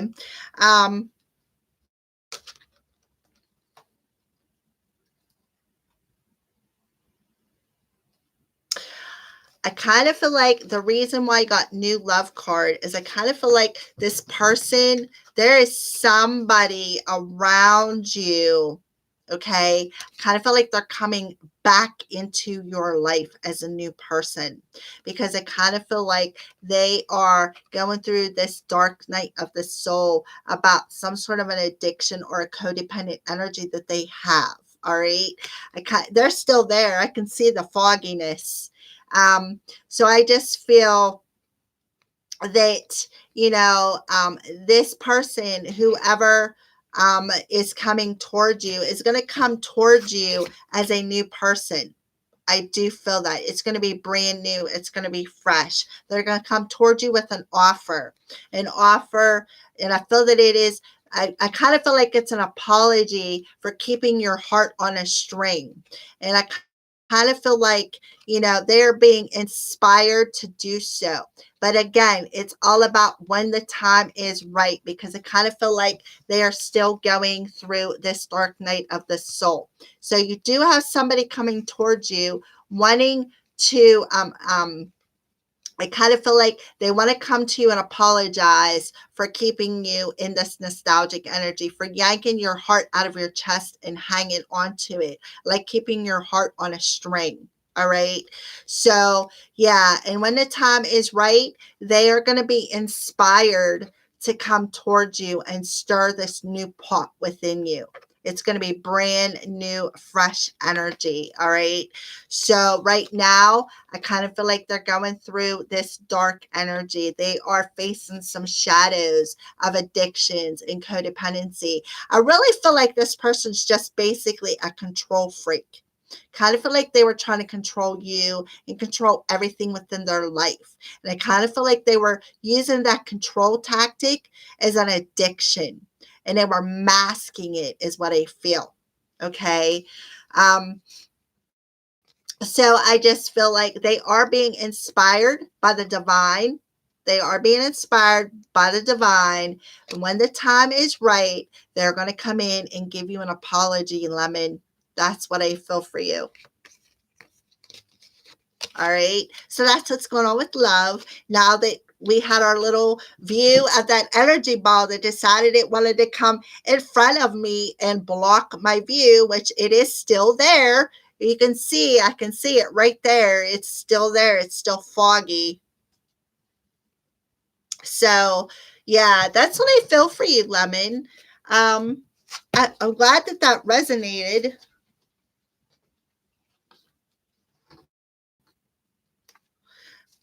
You are welcome. Thank you for witnessing my little ball of energy that was up here in a door frame. You remember Tony and DJ? I had said about, I seen that ball of energy up there.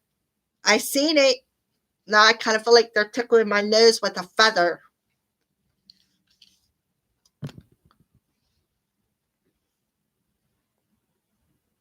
Do you think that energy ball is an animal? Um, can't believe I saw that. You know what? I'm medium, so I can see it anyways, regardless. But as soon as it popped up on the screen, I'm like, really? Yeah, it covered the lens completely. It did. Do I feel it was an animal? No. I feel you know what? I seen wings. I think it was my angels. Because I swear I seen wings so nice and pretty. At least on my end. I don't know what you guys seen.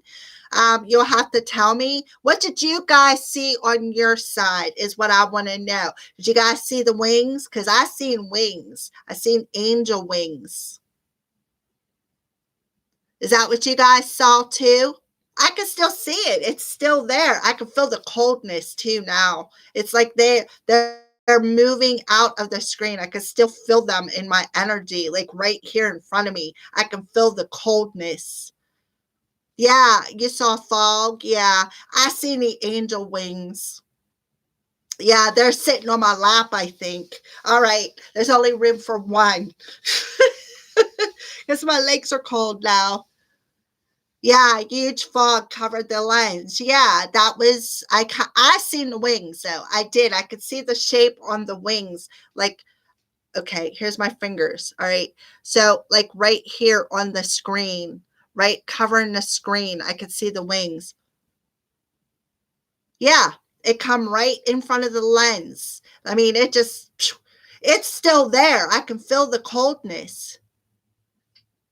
Okay, what if you doubt between two people you feel would be yours? Feel the same thing about them. So, who is she would be yours? Which one? Which way? Um,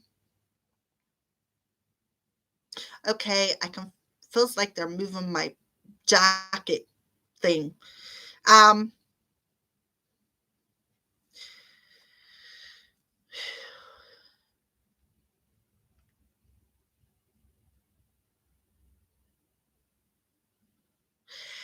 well, the only thing I could say about that, DJ, is that you would have to you'd have to distinguish the feelings. And then I mean, are they both in your life at the same time, like right now? Have they been in your life at the same time previously? Uh, I mean, I don't know who it is or what it is, but it's still there. I can see the glaze or the haze over top of it, and I can feel the coldness in front of me right here. I can feel it. Wow. Can you guys still see the haze on the screen?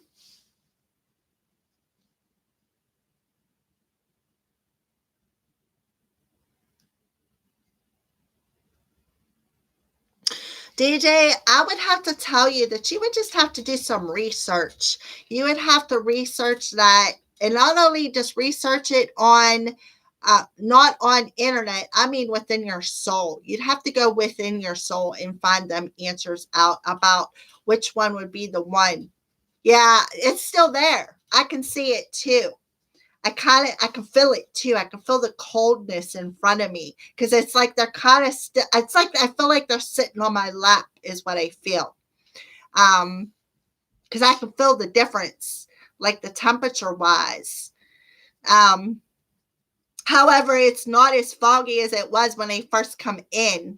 But I seen them standing back there. I seen the ball of energy in the doorway. I'm like, I could see it. I could see you. I didn't expect them to come over and distort the screen the way they did, but hey, that's cool. At least you all seen it too. It's wow.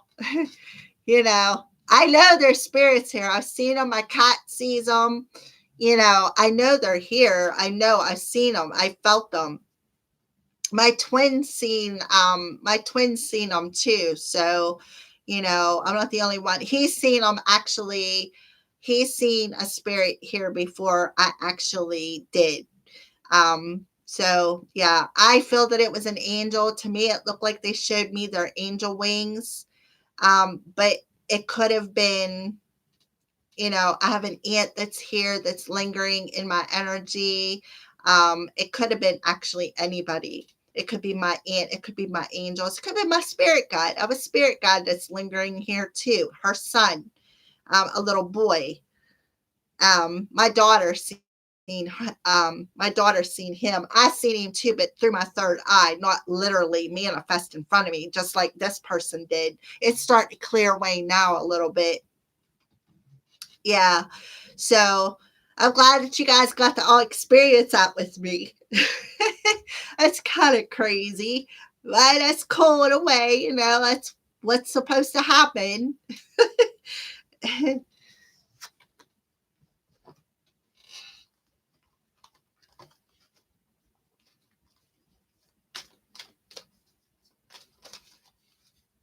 Kind of feel like there's more than one here with me too, because I'm still seeing that fog on the screen, but I also just seeing something behind me as well.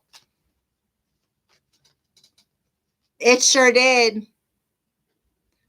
Your third eye is covered in fluoride. Oh, it's calcified.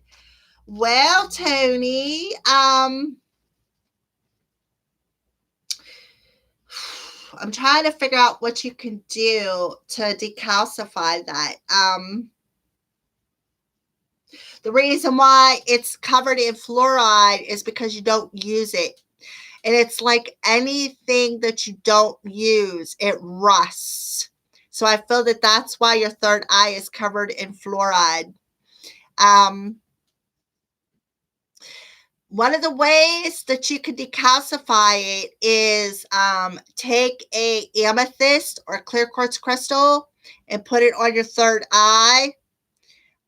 You'll feel the buzz. You'll also probably get a slight headache too because of the decalcification. That's one way you can do it. You can also go to somebody and have them do some healing on you. I could send you some healing even. To help decalcify it. I recommend that you take an amethyst, a clear quartz crystal, something, and place it like this. This is an amethyst. Okay. Let me show you that. That's a piece of amethyst. I know it looks clear, but it truly is purple. And if you take the point and put it right in your third eye, it should help decalcify it like that. See how I'm doing that? Let me give you a side view here through the fog and the mist. Yeah, amethyst. Yeah. Put it on your third eye. Yeah, mine is purple too. Here's another one. It looks clear. I also carry one around my neck. It's amethyst. See? It's a piece of amethyst. It literally is purple. I carry it around me on my neck at all times. It helps me keep balanced on an emotional level. But yeah, take the point. If you got a point on it, here is a root. That's a raw amethyst. It's uncut. It's not what do they call that? Tumbled. This is a tumbled piece of amethyst. Even if you have a piece of tumbled amethyst, put it on your third eye. And it should help decalcify. You're going to probably have to do it more than once to go through that decalcification. And I also feel that while you're doing that, call in your angels. Like Archangel Shamuel would be perfect to help you. Alrighty then, to help you with that decalcification process. They're still there. I can see them. Yeah, I can see them right here too. Look, right here on the screen. Well, okay, finger. Right here on the screen. Well, anyways, it's at the top of the screen right here, right where my finger is. I can see the image. Like I can see, let me see if I can draw it out. Like right, oh, wait a minute. Right here. I kind of feel like I see an image. I can feel the coldness too. So I feel that there's not just one person in here with me. It's not just my kitty. The other ones are invisible. So yeah, I feel that there is more than just, oh yeah, I could really see it manifested. Can you guys see that? Can you guys see that head shape right here? Oh, wait. Let me come this way. Can you see it right in this area? Go. Oh, this way. Yeah. Can you guys see that? I can see it. I could also still see the fuzziness in my screen. So there's more than one apparition in here with me right now. Kind of feel like they just walked up to my back and put their hand on my shoulder. I got a chill down my back. I kind of feel like they're that close to me. Can you guys see it? Let me know. Can you guys see that shape? I know I'm not seeing things.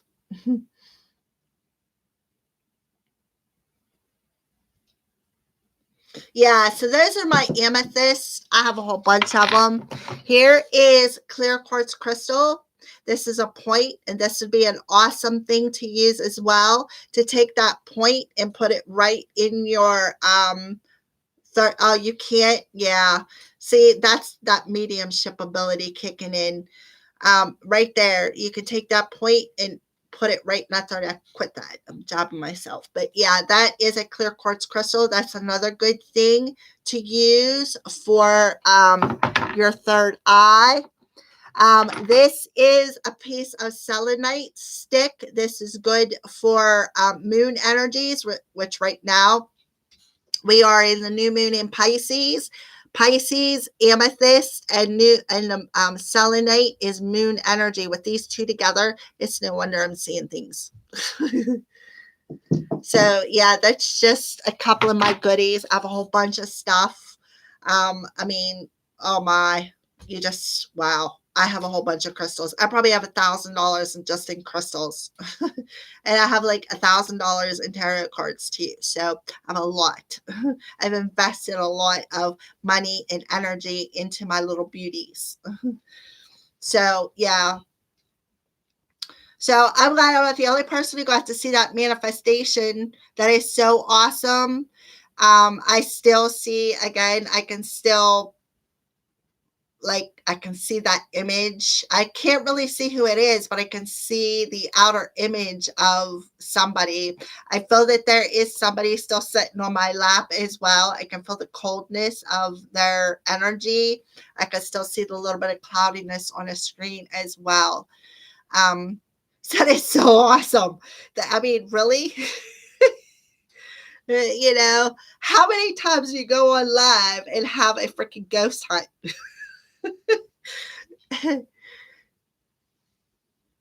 And truthfully, I feel it's because of the new moon energies in Pisces, and because I am so gifted that's what I can see.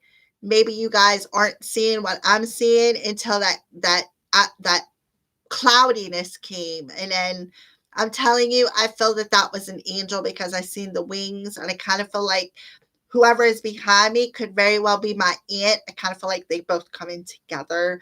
My aunt's like, "Hey, I'm here. Hi, everybody. How you doing?"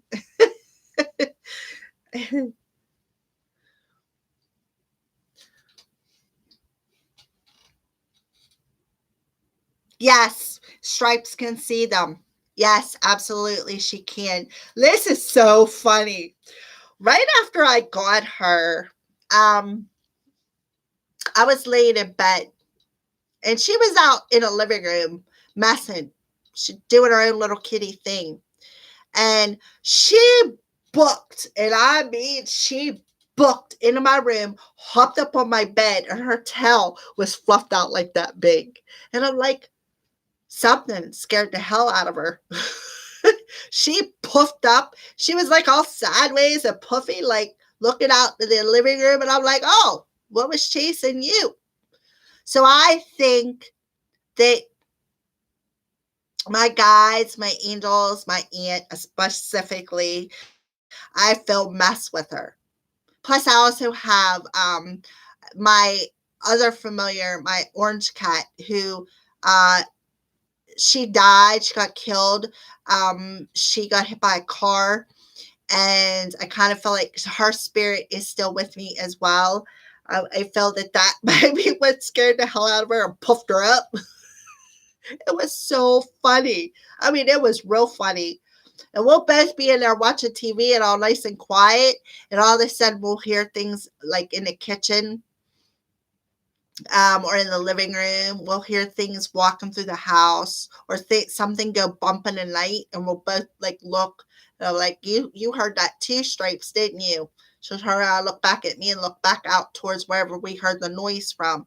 So yeah, she can see them too. She's gifted. She's very gifted. She has that ability. I feel all animals do, though. I feel all animals have that gift of sight. Now I feel that that person is right beside me. Yeah. So she's my familiar. She's not, there's no doubt about it. But that day she come in, her tail was all like it went like this, and it was puffed. I mean, it was like jumping around. I was rolling. I was like, all right, what scared you? You know how when you scare a cat, they puff up. That's what she did. It was so funny. Yeah. So yeah, she can see them. She can see spirits. I hear them and see them. She hears them and see them. We just look at each other like, "Yep. Did you hear that?" It's funny. So I guess Tony, you don't have the gift of sight. Like you don't see anything. Are you intuitive? Are you an intuitive person?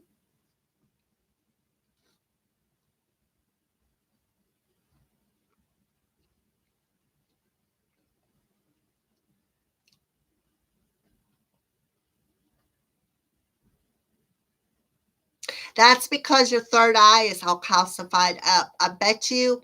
Another thing I recommend too is while you take that amethyst or a clear quartz and you put it on your third eye, I recommend going on YouTube and doing some meditations, finding whatever that hurts is. Yeah.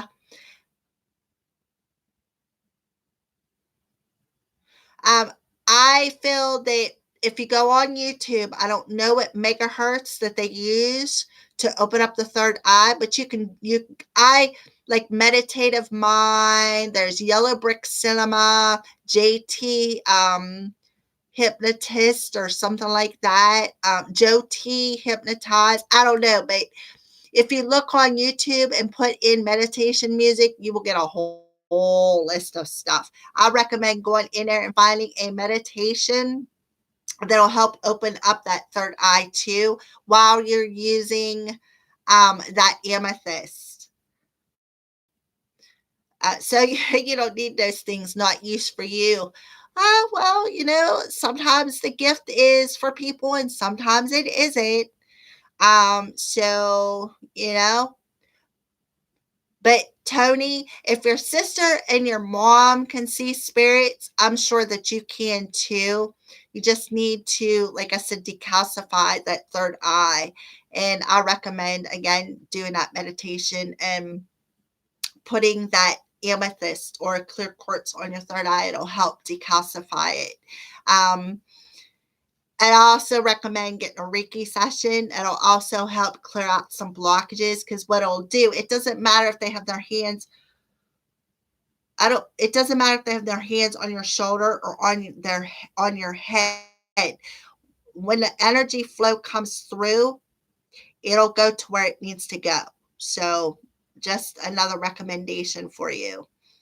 Um, DJs, sometimes not everybody can handle the gifts and abilities and talents on a spiritual level. So, if you feel they're not for you, then, then I, then it's not for you. Me, however, it is for me. I enjoy my gifts. I love being a gifted individual. When I first found out I was empath, I didn't like it. I didn't know what the heck was going on. I didn't like it because I didn't know anything about it. I didn't know how to control it. I didn't know how to discern between my energy and somebody else's. But I've came a long way since then, and now I know how to do it. So it's a lot easier for me to handle it.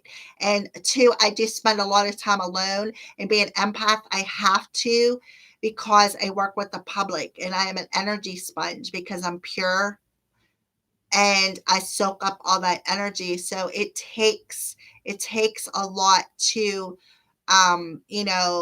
deal with being empathic.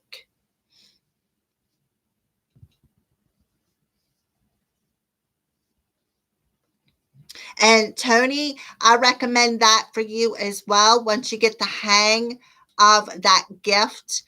Does your mom and sister have any other gifts other than gift of sight?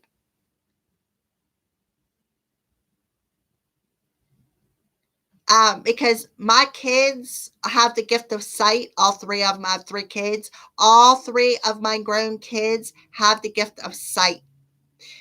They're all three empathic. They are all three very talented, beautiful people. However, there's only two of the three are more in tune with their gifts. My oldest one is very she's in tune with her gifts. She's been seeing ghosts forever. So she's pretty much, it still scares her a bit, but she's more open to it. And my son, who is my youngest, he's in denial. He denies it to me, but he admits it to his sisters. And I'm okay with that because at least he has somebody. But he is so gifted. Oh my goodness. He is so empathic. It's unreal for a man. And my middle daughter is also, she's highly empathic as well, but she's too focused in the material world to actually be in tune with her gifts. And I'm hoping that that changes, especially with the new moon in her sign. She's a Pisces. So the new moon being in her sign, I'm hoping that it unclogs her a little bit and makes her awaken to her abilities because she is very gifted also.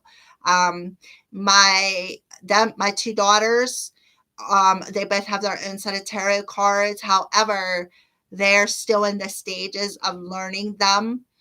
I did try to mentor my oldest daughter a little bit on how to read tarot because she lived with me for a bit of time, and I was trying to mentor her or in the way like I would get a new deck of cards and I would make her shuffle them and see what popped out. So yeah. I have a question about the reading you gave me.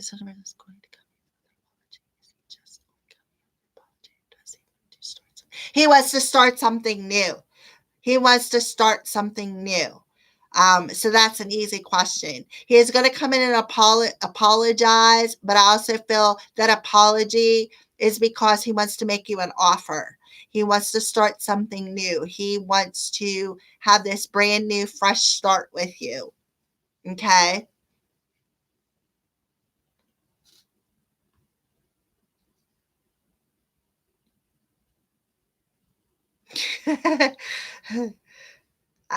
That's fine.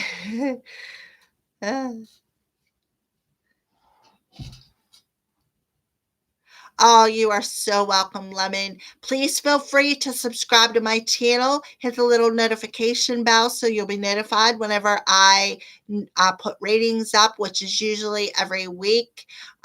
If I have time, I've been being pulled to do a love reading just for the general collective, but between trying to get rest, work, and the uh, YouTube channel regular readings, it's like I'm a little pressed for time. So awesome, Lemon Zest. Thank you for subscribing. Thank you for telling me I'm awesome. I'm glad that you got to experience this little apparition that decided it wanted to make itself known. Also, too, if you want, go ahead and go to the description box and go over to my Facebook page and check it out too. You'll see that it is all about your favorite quote is where birds of a feather can flock together regardless of what kind of a bird you are. So, and that's why I made my YouTube that way, so that I can draw in a variety of collective souls to help teach them and guide them as well. So go ahead over there and check that out as well. You'll see that I post a lot of videos about the people who created this orgonite for me. I try to post videos of all their creations as well. Huh. Well, I will have to fix that. I'll have to fix what's broken. I don't understand why, but anyways, if you don't want to follow the link, you can just type in whenever you go into Facebook, that little it looks like a magnifying glass. It's about searching. Type in Sacred Circle of the Crows in that search bar, and I'll come right up.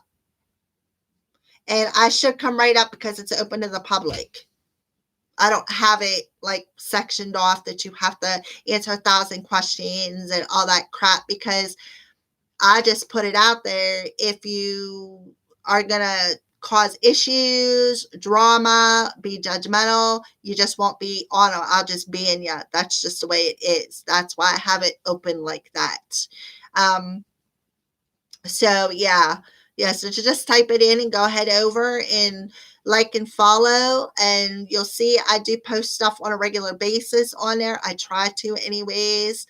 I post videos. I post videos from Wing and Bell. I always post all my YouTube videos on there that I make. So, all right. All right, everybody. Well, I think I'm going to jump off of here. I've been on here for 4 hours. Um, it's been fun. Absolutely love talking to you guys. I love meeting the new people who joined in this time. Thank you, Spirit, for showing yourself on my live screen. I can see you're still there. I can feel your coldness. So there, I kind of feel like the person who's standing in front of me is that little boy, because I have a little boy ghost. You're welcome, Lemon Zest, and you have a good night as well. All right, so I kind of feel like it's that little boy apparition that I have here from a spirit guide who is standing in front of me. He is notorious for making himself known. I just feel like it's his wings that perhaps I was seeing, because I can still feel him in front of me. I can still see the cloudiness on the screen. I also can still see, let me see, go this way, that little space right there, like right in this, well, wait a minute, right in this area anyways. So All right. So I'm going to go ahead and jump off of here. Thank you for everybody who jumped on with me. Thank you for listening to me ramble. Thank you for all the questions. I hope that I, help somebody out there with a little bit of guidance and a little bit of knowledge. And I guess I'll see you all next week. And it'll be time to do tarot number 6. So I am looking forward to our next live stream chat. Good night, everybody. Blessed be.